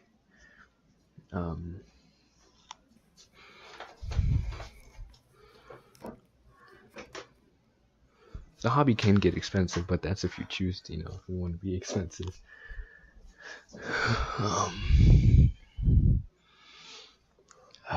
What was I saying even before that? I don't remember.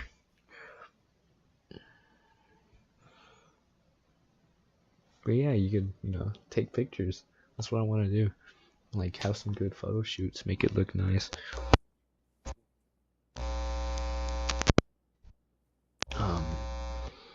Potentially, like, once I have, like, move in to a good place, have more space, I could, like, pose them going against each other, like, on a shelf or whatever.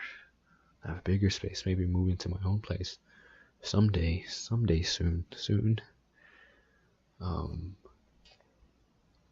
It's written in the scriptures,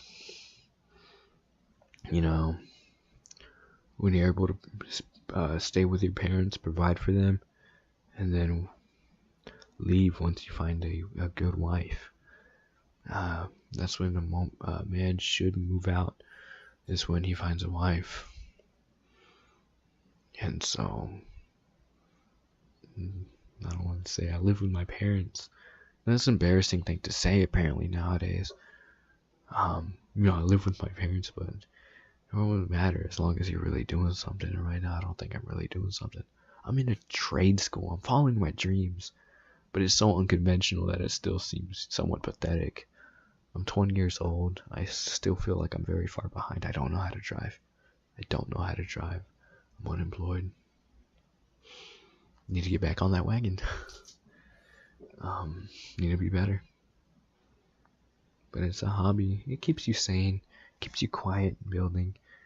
It lets you know, keeps you having lets you have growing patience, keeps your hands just a little gentle. My hands are too gentle. I need to make them stronger.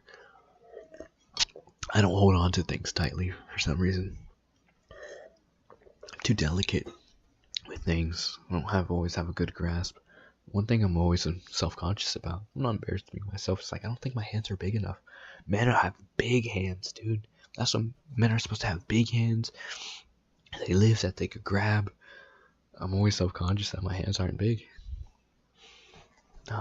Working out is something I've been doing at least once a week. Working out, holding weights, holding a barbell.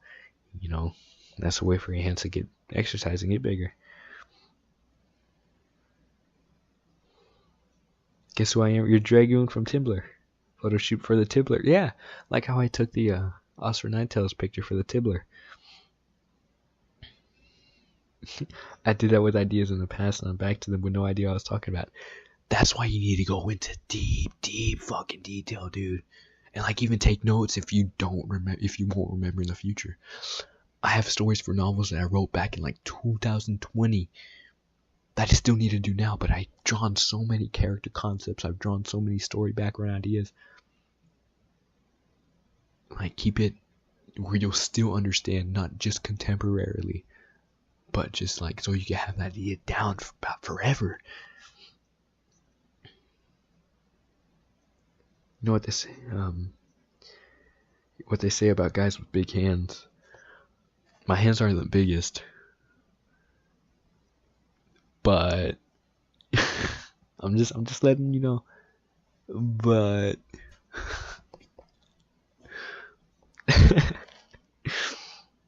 big gloves.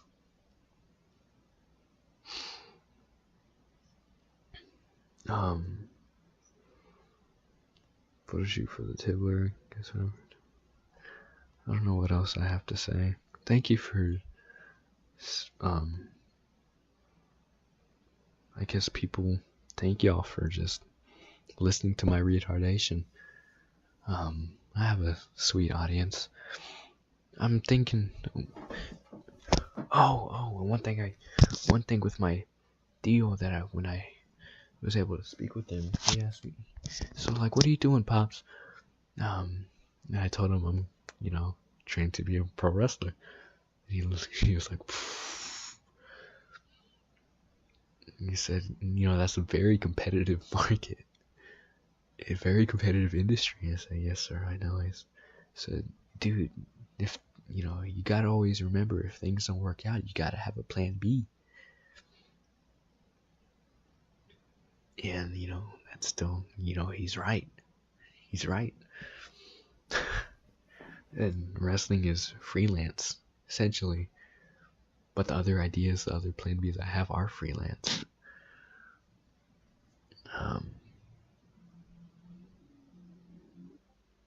And also thinking, man, maybe I want to be a streamer.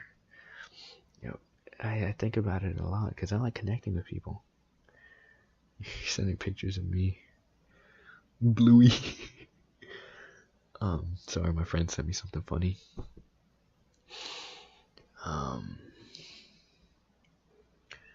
And as a streamer, I'm saying this while looking at my phone. You have to connect with people.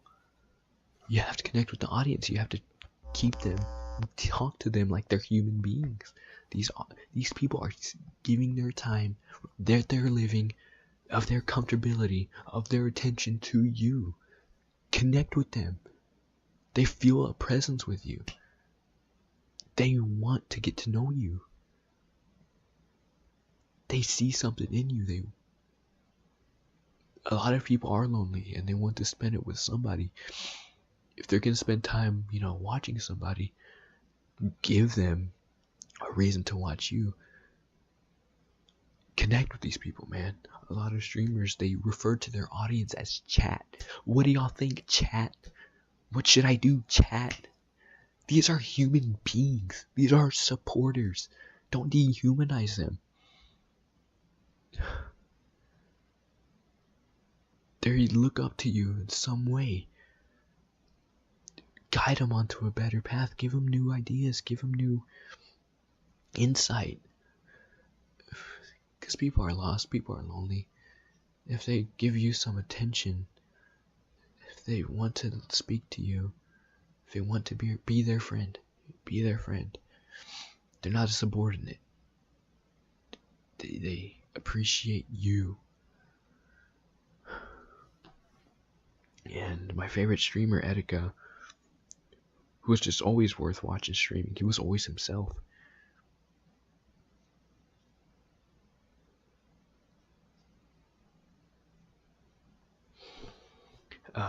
Etika, my favorite streamer, man. He was always worth watching. He was always himself, dude.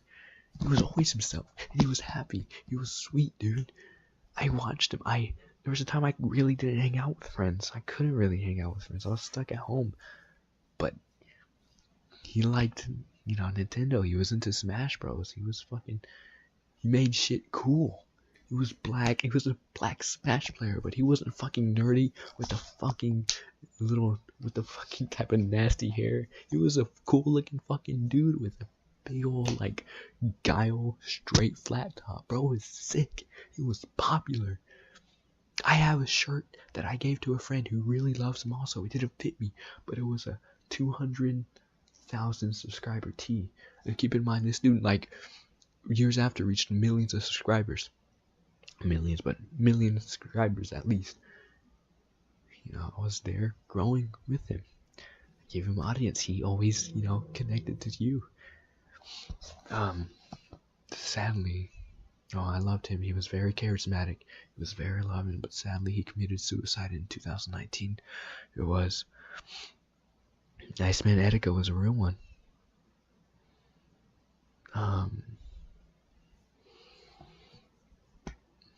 2014 was a beautiful time.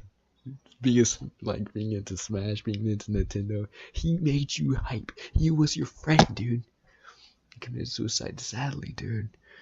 But it's because he was so attached to his audience that anything they could say, it really would personally affect him because how much he loved. It hurt him to see that the people who were watching him, even if it was a small minority of people who were just criticizing him, saying, oh, he only cares for the viewer counts, he only cares for the money. He cared about his audience. And that really fucked him up. Because he cared for you. What he was doing, that would mess him up, man. It's like the people you have attached, even if you can't see them, who you attach yourself with, who you identify with for years. If you, it hurts. It really does. It really does. And I wish I could have met him. I really wish. I looked up to him to a way. I looked up to him thinking about being a streamer. He's the only one who would have. He was the only one who inspired me. He would look at you in the eye and be your friend. He wouldn't just sit there, play a game. What do you think, Chad? Oh, do you see this? Oh, stupid reaction thing that makes no sense. He brought energy. He brought life. He was himself. He didn't hide anything. He didn't create a flat facade. He didn't, make a safe facade that he could, able to have brand deals with. He was himself, unapologetically, dude. You love him. That's what I plan on doing too. That was really before canceling was a thing. However, maybe so. 2019, I don't fucking know. Yeah, it definitely was already. Excuse me. But set out the flat thing of who you are first. And keep your integrity so that you don't sell yourself. So that you don't sell the soul to keep safe, to have a safe audience who genuinely appreciates you. Don't be safe, be yourself. You're selling yourself to an audience who wants to see you. Give them all of you.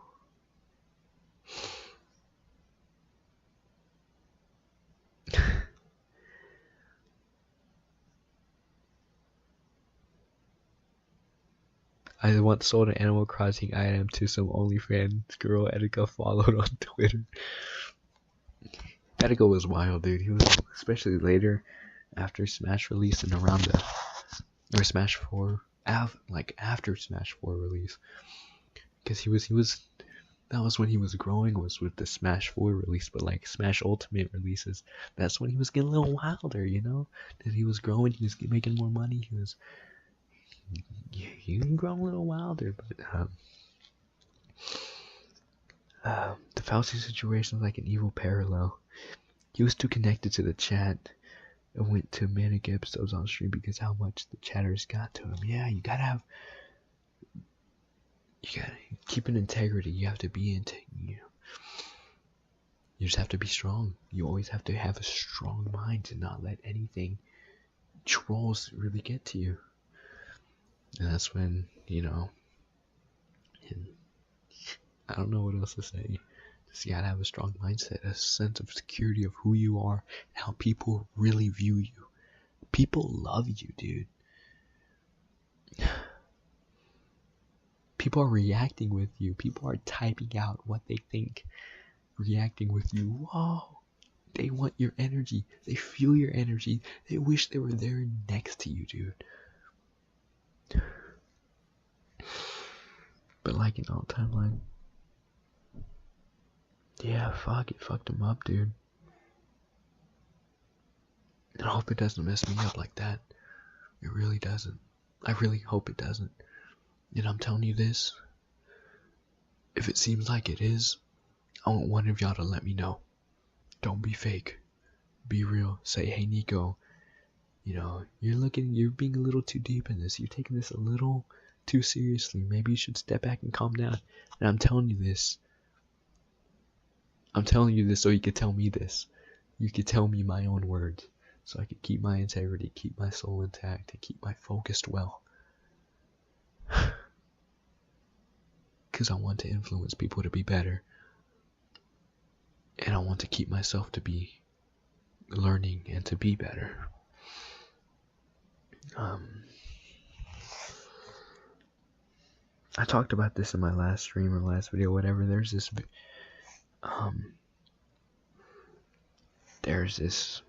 person on YouTube, this YouTuber, his name is AlphaRad. He made Smash Bros and Overwatch videos. They were funny and entertaining. My friend once messaged him on Discord saying, hey, you know, I like your videos, thank you, you know, I really like you, man. Thank you. I appreciate everything, I support you. And then he replied like, hey, you know, don't message me, I'm not your friend. You know, so don't do that. That just fucking, left a bad taste in my mouth. This man loves you. He supports you. He's your supporter. He's a reason why you're getting paid. He's a reason why you're getting some sort of attention. He's a reason why you have an audience. One always counts. That's a shitty thing to do. They love you. Just saying, oh, you know, you're not worth my time. I'm not your friend. Don't message me like that. Fuck you. Now I'm getting frustrated, but my mom told me, I never forgot this, I was about 6 years old, maybe so, I don't remember. You know, your mamas always see stuff, you know, your mom see your potential. There's a thing Etika once said, you know, your mama knows you. She said to him one time, like, you're gonna be something, a star with that camera. He said, look at me now. But my mom told me, like, hey, once you have an audience, once you have people following you, don't call them fans. Call them your supporters. They're the reason why you're there. And being a pro wrestler, people are paying a ticket to see you. They're drawn to you. You're a draw. That's the lingo. You're a draw. They pay to see you because they connect with you and they love you. Show them some respect in your performances.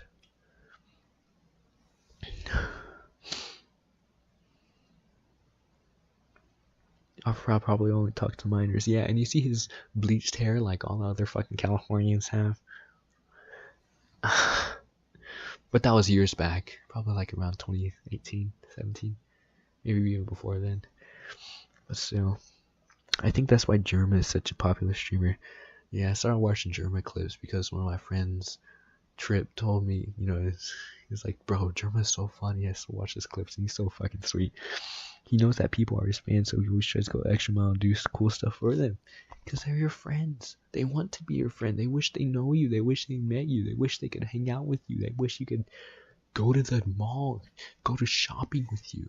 They wish they could have just spend time with you. Watch a movie with you. Play a video game with you. That's why they're watching you. And Germa's such a sweet man. He's not popular enough. He doesn't create a fake facade. He's himself. He's not wild and crazy, but he's just sweet. That's who he is. He doesn't do brand sponsored big deals. He's himself. He stays himself. And that's why people are really drawn to him. The real people are really drawn to him because they love him and they see his integrity. He's a sweet guy. Love Germa.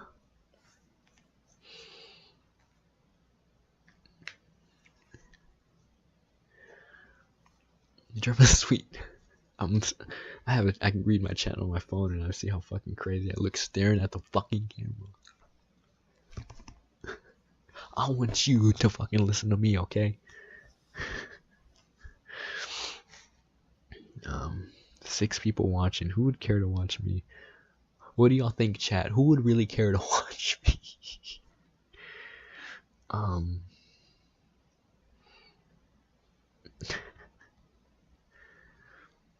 Yeah, these people love you, dude. These people love you. And I'd have to keep in mind that always. Don't grow an ego, dude. Don't be too prideful. Watch what you say a bit. That's what I need to do also, because I'm in the real world. Real world, people take things a little bit wrong. I have a funny story for you. Okay. I helped at a wrestling show. Last show I went to. There's a girl who I really spent the whole event talking to. I thought she was a sweet girl, and I talked to her. I was sitting next to her. We chatted, the whole thing, talking about the event, talking about the show, talking about, you're a fan. She was with her dad, so I thought she was a sweet girl. She's close to her parents. She was with her dad. Her dad was a very sweet gentleman. Her first wrestling show was from the day prior. Her friends or family, whatever. It was like some sort of family were promoters, and they were like, when are you gonna go to an event? So there was one close enough to them, so they finally went. And there was this wrestler, who was there. Wrestling fans, the audience, like to talk shit. They're a part of the experience. And so when this one guy came out, she was saying when he came out, when she first mentioned, like, people really, this is kind of gay, dude. They're wearing like really tight pants, and you can see like their bulge or something like that. Can we get a painting art stream? Could do it in parts, sketching, painting. Of course, dude. I'm going to get an extender of my webcam, like a USB male to female, or just female to female, male to female. I'm gonna get it to my desk where I can start drawing stupid shit. I'm not good at painting. I have a painting right here. Fuck, I'm getting distracted. But anyway, I'll finish the story and I'll show you the painting. I have 2 paintings, a self-portrait. I fucked up on that one. I made my head, big ass head, too big. But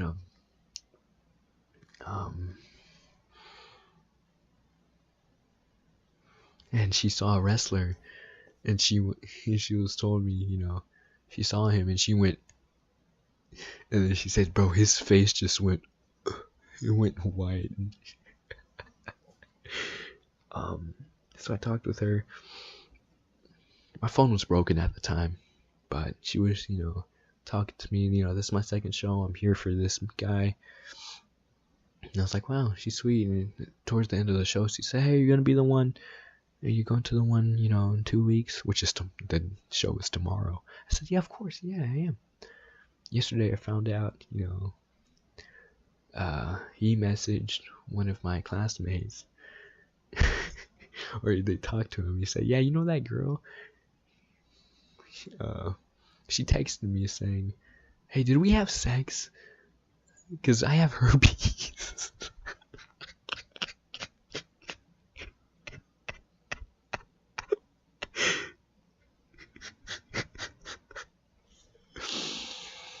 I'm glad I kind of dodged a bullet there.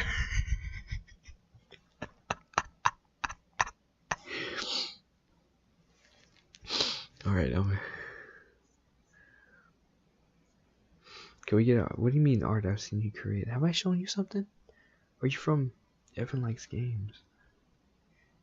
Are you Evan Brown, or are you from Tibbler? This is how Tommy Inna got popular. Some people think he's annoying, but his origin story was great. He kept using Technoblade and his titles. Wilbur Suit told him, so I have no idea who this is. Asked if Tibbler was in a VC with Technoblade and he has to join. Wilbur was a bit annoyed but was let in after they became good friends. If you use an app called Iron, you can use your mobile phone as a webcam via Wi-Fi. Yeah, but I only have one phone and I want to be able to read chats also. Yeah. So I'm gonna draw and have the chat next to it. chat. But I want to, respond to you. I want to connect.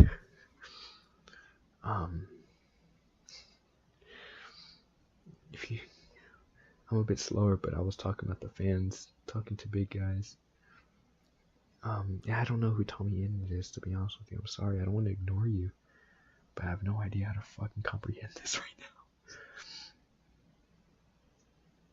But I'm probably gonna see that girl with herpes tomorrow, but at least I know she does. But yeah, if you want to see some art, I can barely stand up right now. Here's this painting, two paintings I made. I was in a sort of schizo mood. Always wanted to see a brighter future. Can I turn this on for a bit? Yeah, okay. It's just fucking a road with grassland and the trees with the fucking, what is this? Roadblock sign with the stop sign, but just over the hedges, over the trees, you see this shadow, this silhouette of a beautiful lighted city. This utopian looking city. I just, life is Roblox. But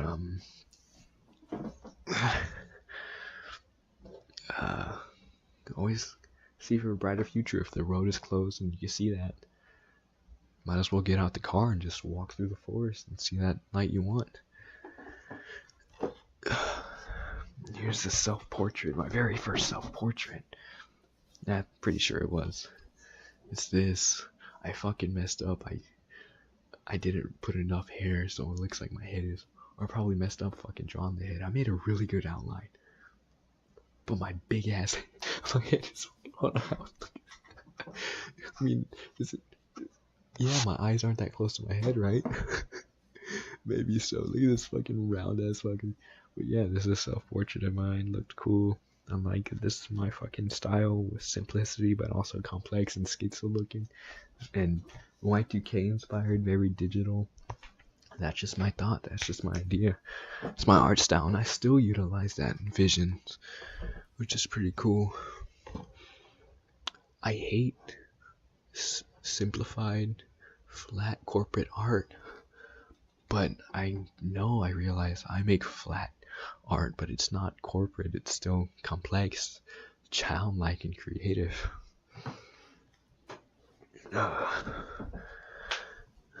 I posted a self-portrait of me on Tumblr. It was one of my earlier posts. You can scroll up to that too. Yeah, the tab out of the camera app on your phone, but I'll get a USB extender, cause my phone is getting a little old, getting a little slow. I had to repair it twice. So I think that's the easiest option for me. Plus, I have definitely have a place to hold it. But definitely, I will. Definitely, if I have an idea, something I want to draw. But thank you for the idea. Thank you for the what's the word?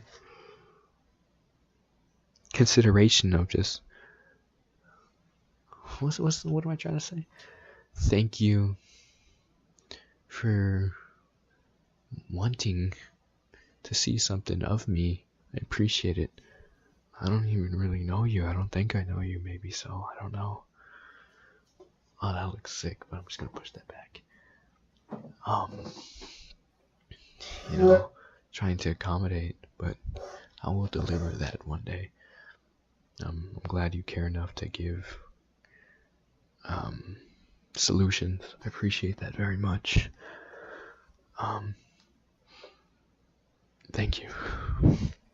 I don't know what else to say. That sounded like a very disingenuous thank you. But I appreciate that very much. I really do. I'm a bit slower, but I was talking about the fans, talking to big guys. Yeah. Washington State. Beautiful. What's Washington? Oh, I'm guessing I'm guessing the grass one. I've never been to Washington. I haven't really been around the country.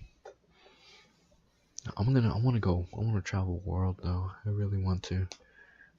as a wrestler. You could go to Puerto Rico, you could go to the United Kingdom, you could go to Japan. I want to live in Japan and be a wrestler in Japan for a bit. And you could travel all 50 states. You could travel around the world, dude.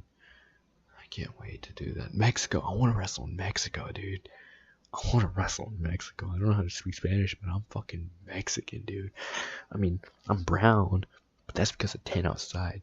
But I was thinking earlier, like, man, I'm so fucking Mexican.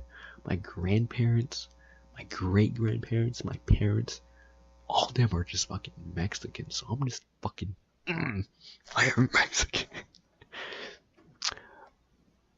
My heritage is very integral. I am like a pure fucking Mexican who doesn't know how to speak Spanish.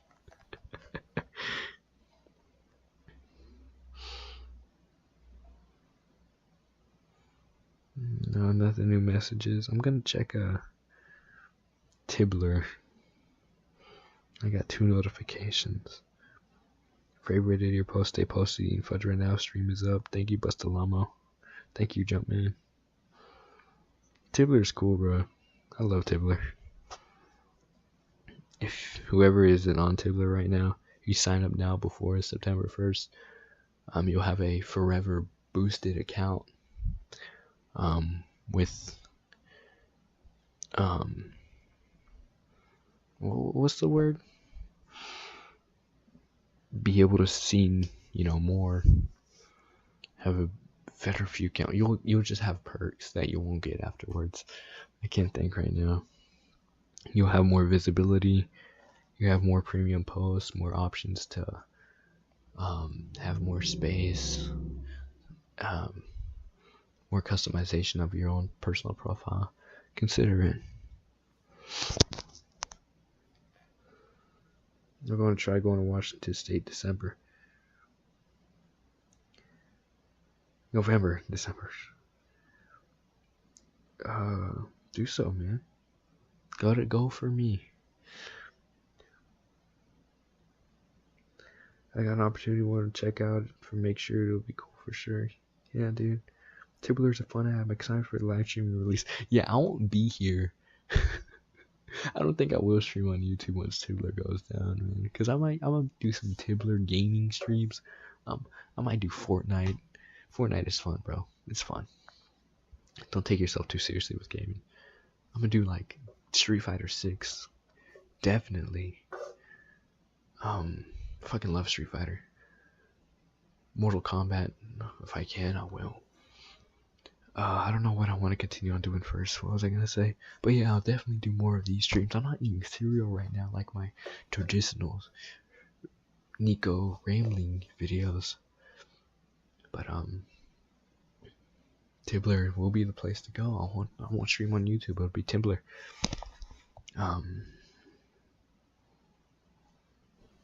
What was I gonna do? What was I gonna say? Oh yeah, my thoughts on. Okay. What you're raised on really forms who you are. And Mortal Kombat has been in my life since the fucking beginning. And as growing up, I've always had like a fixation on like really cool multiple colors and just like really cool things. They have different colors, but you have unique stuff, yada yada yada.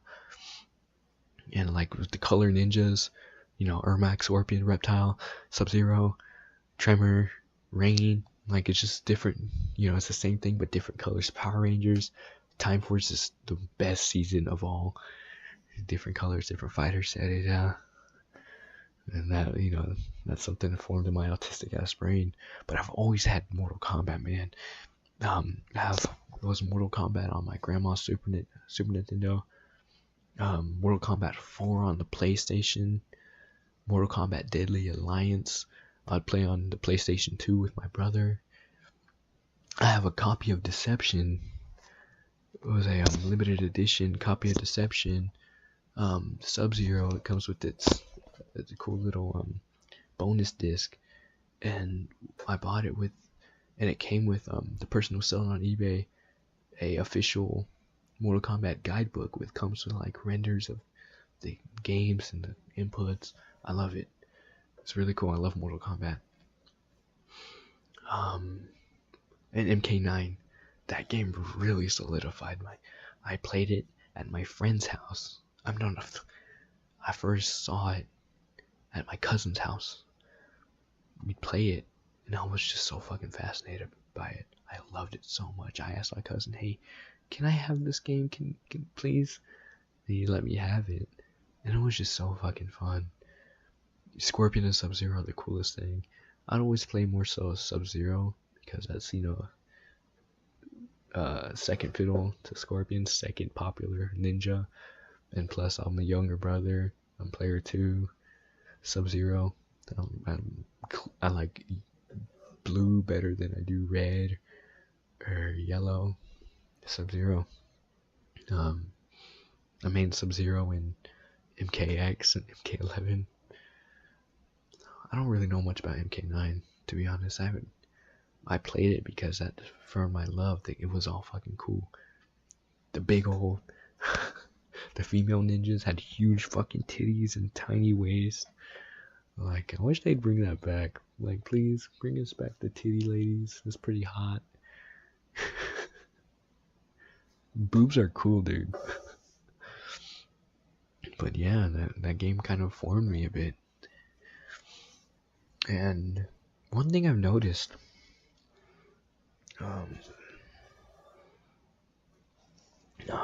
one thing I noticed is that, like, there's a big cross between wrestling fans and fighting game fans. Maybe it's because, like, it's the interest, and it's fairly similar. Like, colorful characters you want to play, you want to see, you want to interact with, and it's very intimate thing. You watch, you spectate, but you also see these people going who you're rooting for, and it crosses over a lot of boundaries. And audience, like, a lot of minorities, play Street Fighter. A lot of minorities really watched wrestling. It was like a mixed bag, especially in the 2000s.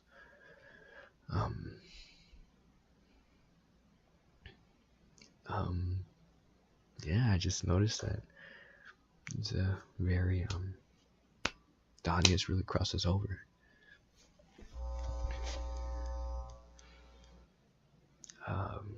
So yeah, that's why I like fighting games. Right now, my biggest fighting game is Street Fighter 6. I play that every day. I bought it on day 1 or day 2 maybe, and I have more hours than I did playing Guilty Gear Strive, which boggles me because I've had it so much longer. But yeah, I'd already surpassed the hours with it. It's fucking crazy. That game steals my soul, but it's so good. I love fighting games. Mortal Kombat 11 was like, I spent at least 60 days, I've had it since a couple weeks after launch. So I definitely have 60 days put into the game on record of my Xbox. The game sucked. It was cool, it was colorful, but it was so bland and sucked. It was horrible competitively. Nobody takes it seriously. It really ruined Mortal Kombat in the competitive scene. But it taught me, the basic cool fighting game. What's it called? Fundamentals. But it was still a bad game. But what was I gonna say afterwards? And now I'm playing, a real fighting game. Street Fighter 6, which released, and it was just so fun. Here's a different, before I get to what I also want to say, Street Fighter is more so of a competitive game. This latest release, it really wanted to cross in with the like professional esports type feel that anybody could win. But this game was made so great. It's like really a perfect game, to be honest with you. I mean, Marissa, I don't choose my characters on like tier list. I choose it on feel and the character itself, like the character's personality and just who it is as a whole. I mean, Marissa, she's an Italian, buff, like she's fucking muscular, dude. She's sweet, she's loving, she's always looking for a life partner because she has so much love to give. Like fuck, I love her. That's my wife. And then in Street Fighter 5, I played Marissa. Street Fighter 5, I played Laura. She's hot, but like that's not. No, she's known as the hot one, the sexy one. She has like a crop top in her. She had fairly huge boobs, but really what I liked about her is because she was like fucking loud. I'm somewhat attracted to myself, and she'd make loud noises. She'd be loud for no reason. She had her wind quotes were like so fucking funny. She's like, oh, she was a grappler too. I really like grapplers in fighting games. Her win quotes would be like, you know that movie did? The one that goes, yeah, boom, boom, bam. I really like that. Dude, it's fucking cute. But yeah, she was hot. She was Latina. She was from Brazil, but she wasn't the ugly Brazil. Yeah, I do base it off characters. And that's one thing Mortal Kombat does. A lot of people play fighting games, and pick the characters based off a tier list. Who will get me wins? But I play characters because, I enjoy them. And that's one thing people really get. The people who take it a little seriously for fighting games, they kind of look down on Mortal Kombat. Because Mortal Kombat focuses on just, what it is. It doesn't really care about fighting game archetypes, fighting game characters, because it focuses on the uniqueness of the characters, on who the character is, rather than the archetypes, the gameplay, the strategies. It's not how people would view a traditional fighting game. Characters always have different inputs in every games. And the story is not the best. But Mortal Kombat 1, the newest game, looks so promising, dude. I can't wait for that. And there's more, that's what they do. They put more into the characters rather than into the gameplay. Because that's really the biggest draw of Mortal Kombat is the characters. You want to see a fucking cool ninja who's fucking from the dead, who has fire powers. You don't care what their gameplay is, if they're a grappler, if they're a zoner, they're fucking cool. A fucking blue ninja who uses ice powers, a red ninja who uses magic. Like, that's the fucking draw. It's awesome. It's cool, it's action, it's violent. I'm not attracted to the violence, but I'm not disgusted by it. I guess I'm just desensitized. I don't want to use that badly. But it's just, it's violence. I've been playing Deadly Alliance, I've been seeing blood just splatter. It's Mortal Kombat, dude. Mortal Kombat 1 looked so promising. Shao Kahn got revealed 2 days ago, and he looks sick, dude. It had to grow on me. Because the MK11 was pretty different, but that grew on me eventually. But it's just fucking detailed, dude. Mortal Kombat 1 is the most artistic Mortal Kombat has ever been. I can't fucking wait. And his fatal blow is fucking sick, dude. And Havoc's too, bro. He might be my main. He's a fucking crazy dude, man. He's a fucking agent of chaos. I fucking love him. I posted a video of it, of his super on Tumblr. But for some reason, an agent of chaos who takes off his limbs and hits you with it, who pops his head open and reforms it, who has a half of a missing face, so it's just his skeletal structure is just fucking off. He still has a fucking cool ass haircut and is lined up as fuck. I don't know, but it doesn't make sense, but he looks sick. Yeah, Mortal Kombat 6, not the new in the chat. Maybe y'all just, a lot of people are just not watching me, or y'all are just fascinated by, what I'm delivering. Leaving y'all speechless. I am just made a Tumblr. Shout out to the fam squad of Tumblr and the sister fisters of broskies all alike. Yeah, black of it. Black. Yeah. I don't know what else to say. Um, life is just cool. Enjoy your life. Be happy. Find what's to appreciate in life. Follow the word of God. I'm listening rather. It's okay. I appreciate that. I don't want to conclude it. I hate in the beginning of what I was reading, like I'm sort of lonely all the time. I don't have much people to talk to. If I do, it's through this phone, through this demon box. But I like connecting with people, and it feels like it's something I'm relatively good at, somewhat charismatic, and people know genuinity when they see it, and that's my heart. I can't be anyone but myself, and I'm very caring, and I want to connect with people as much as I can, because I love people and want to have a better world. I have a vision. I want to save the world, and there's horrors in the world, horrors in the world. There's evils who control us, man. I want to have a good morale, and that we could build each other up to topple the evils, so that righteousness can prevail. Because I believe we're not really that close to the end times. Or we won't be unless, we do something about it. But who knows? Maybe this will fall, and we'll be, still alive for a few more centuries, maybe, or at least for 2 generations.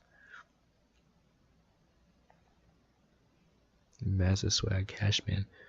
Follow me. Mine is just Nico Nikeo.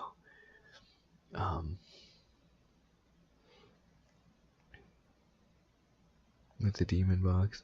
Yeah, which is weird, Jeremy, because you're a very country sounding dude who just likes to think about himself. I don't imagine you as a demon box guy. But yeah, I feel like I could be with people. I try to connect with people as much as I can, talk to people as much as I can. And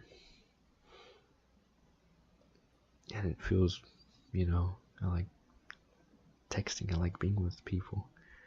It's fun, especially people who are also a good influence upon you and don't show the worst for yourself. Yeah, we waste a lot of time, waste a lot of energy. It eats away at your eyesight. Blue light is horrible for you. Don't stare too close at the screen. If your mom told you that, she might have not known the reason why.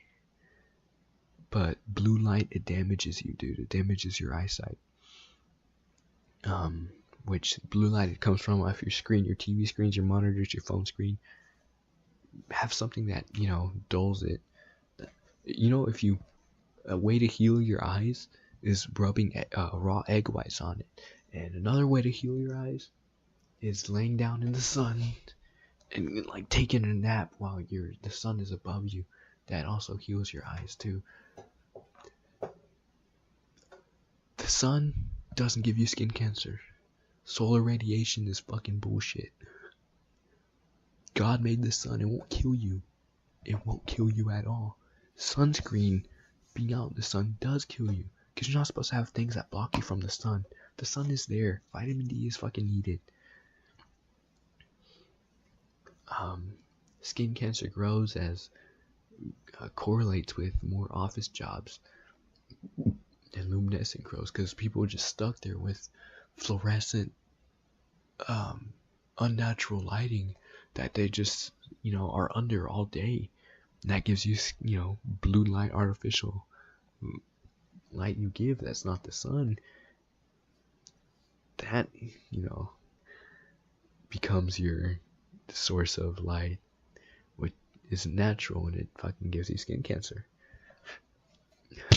It makes sense. The sun is your friend. It also gives you a nice tan. Women like tall, dark, and handsome. I'm not tall, but I'm dark and handsome. Sunlight is your friend. It's an honest worker. Be an honest worker, especially outside.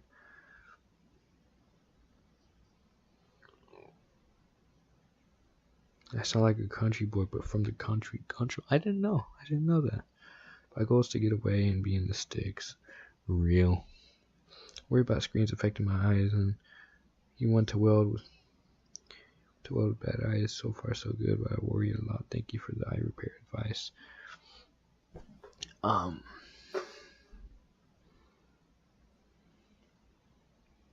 Then while you're repairing your eyes, you can get a good fucking tan. And speaking of tan, this is the thing I love to communicate a lot. Smoking tobacco is not bad for you. Don't listen to big fucking anti-tobacco. Smoking is not bad for you. Smoking cigarettes, yes, it's bad for you. But it's not because of the tobacco. It's because the paper you're inhaling, it's white paper. White paper isn't natural. You're inhaling bleached paper, and the brown part is ink. You're huffing ink and bleach, and that's what is actually rotting your teeth. I have horrible teeth. I used to grind in my sleep. Yeah, I'm fucking game right. Grind in my fucking sleep, dude. I used to grind my teeth when I was asleep, apparently. Yeah, my teeth are horrible. I'm going to the dentist next week, I think.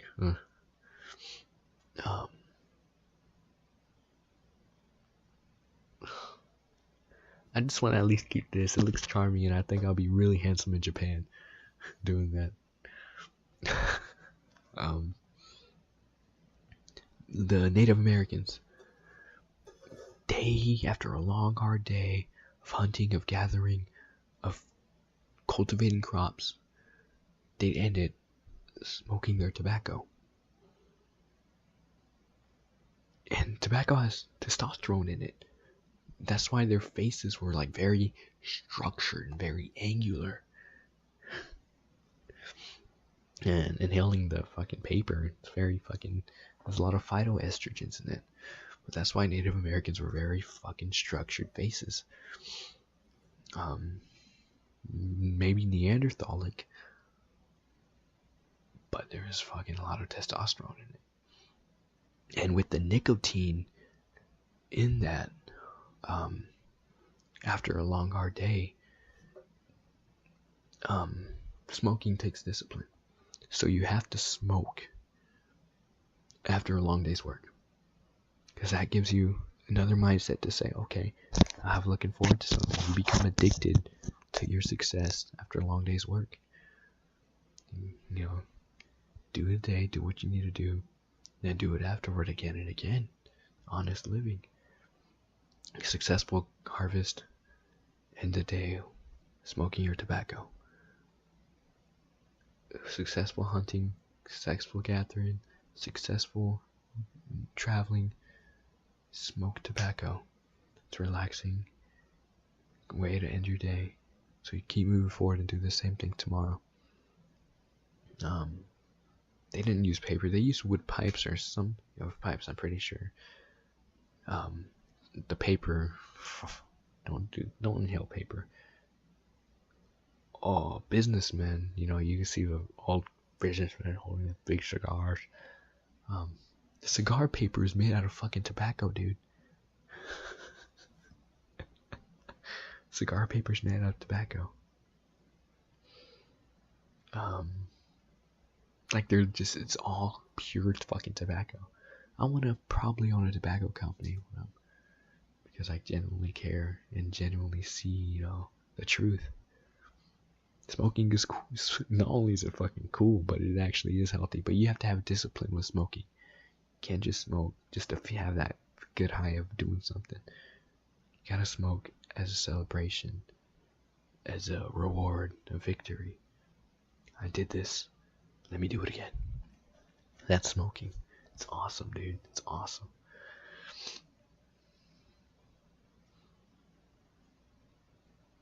Working outside in Alabama was incredible. Working outside with hands is a gift.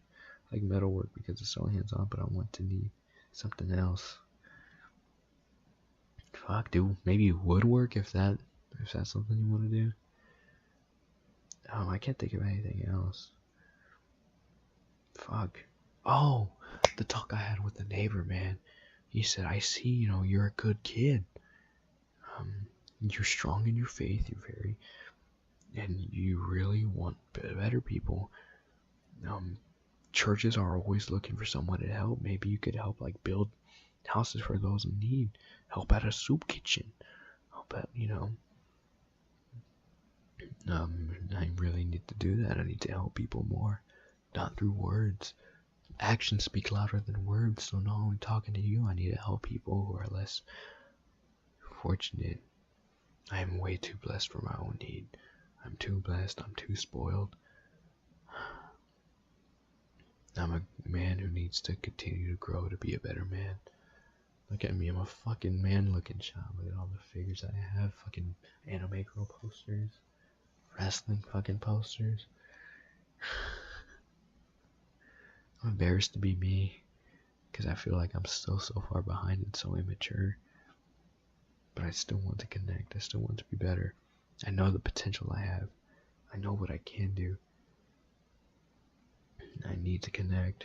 Actions speak louder than words. I forgot what I was gonna fucking say after that. Actions speak louder than words. I was gonna say something else, but fuck. Yeah, if you want hands-on, do it with a better purpose. Hands-on, build houses for shelter. I was gonna say something else got to do with y'all, but also could give you all these ideas too. And so I don't seem like a fucking sham. Spread information, dude. Spread better ideas. But I need something else.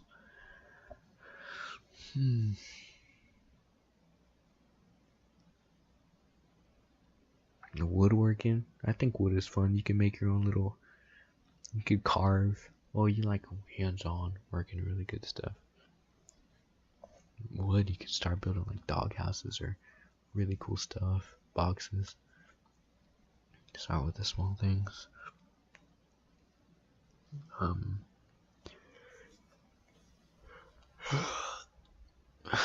I had something to say during that, but I forgot it. Man, fuck.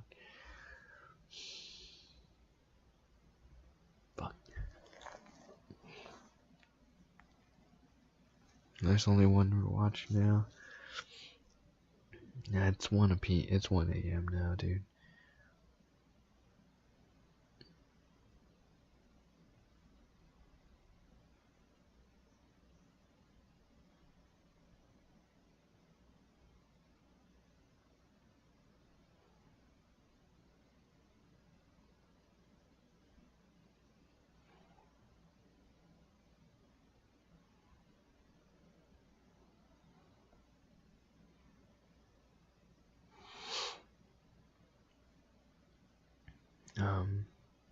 So yeah.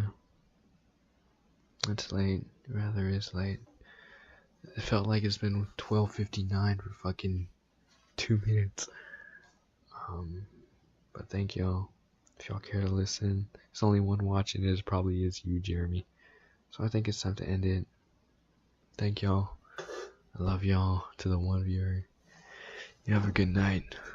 I don't want to go to bed yet. I think I have to wake up early. Just gonna play a few little Street Fighter and then head to bed. Good night. Love you.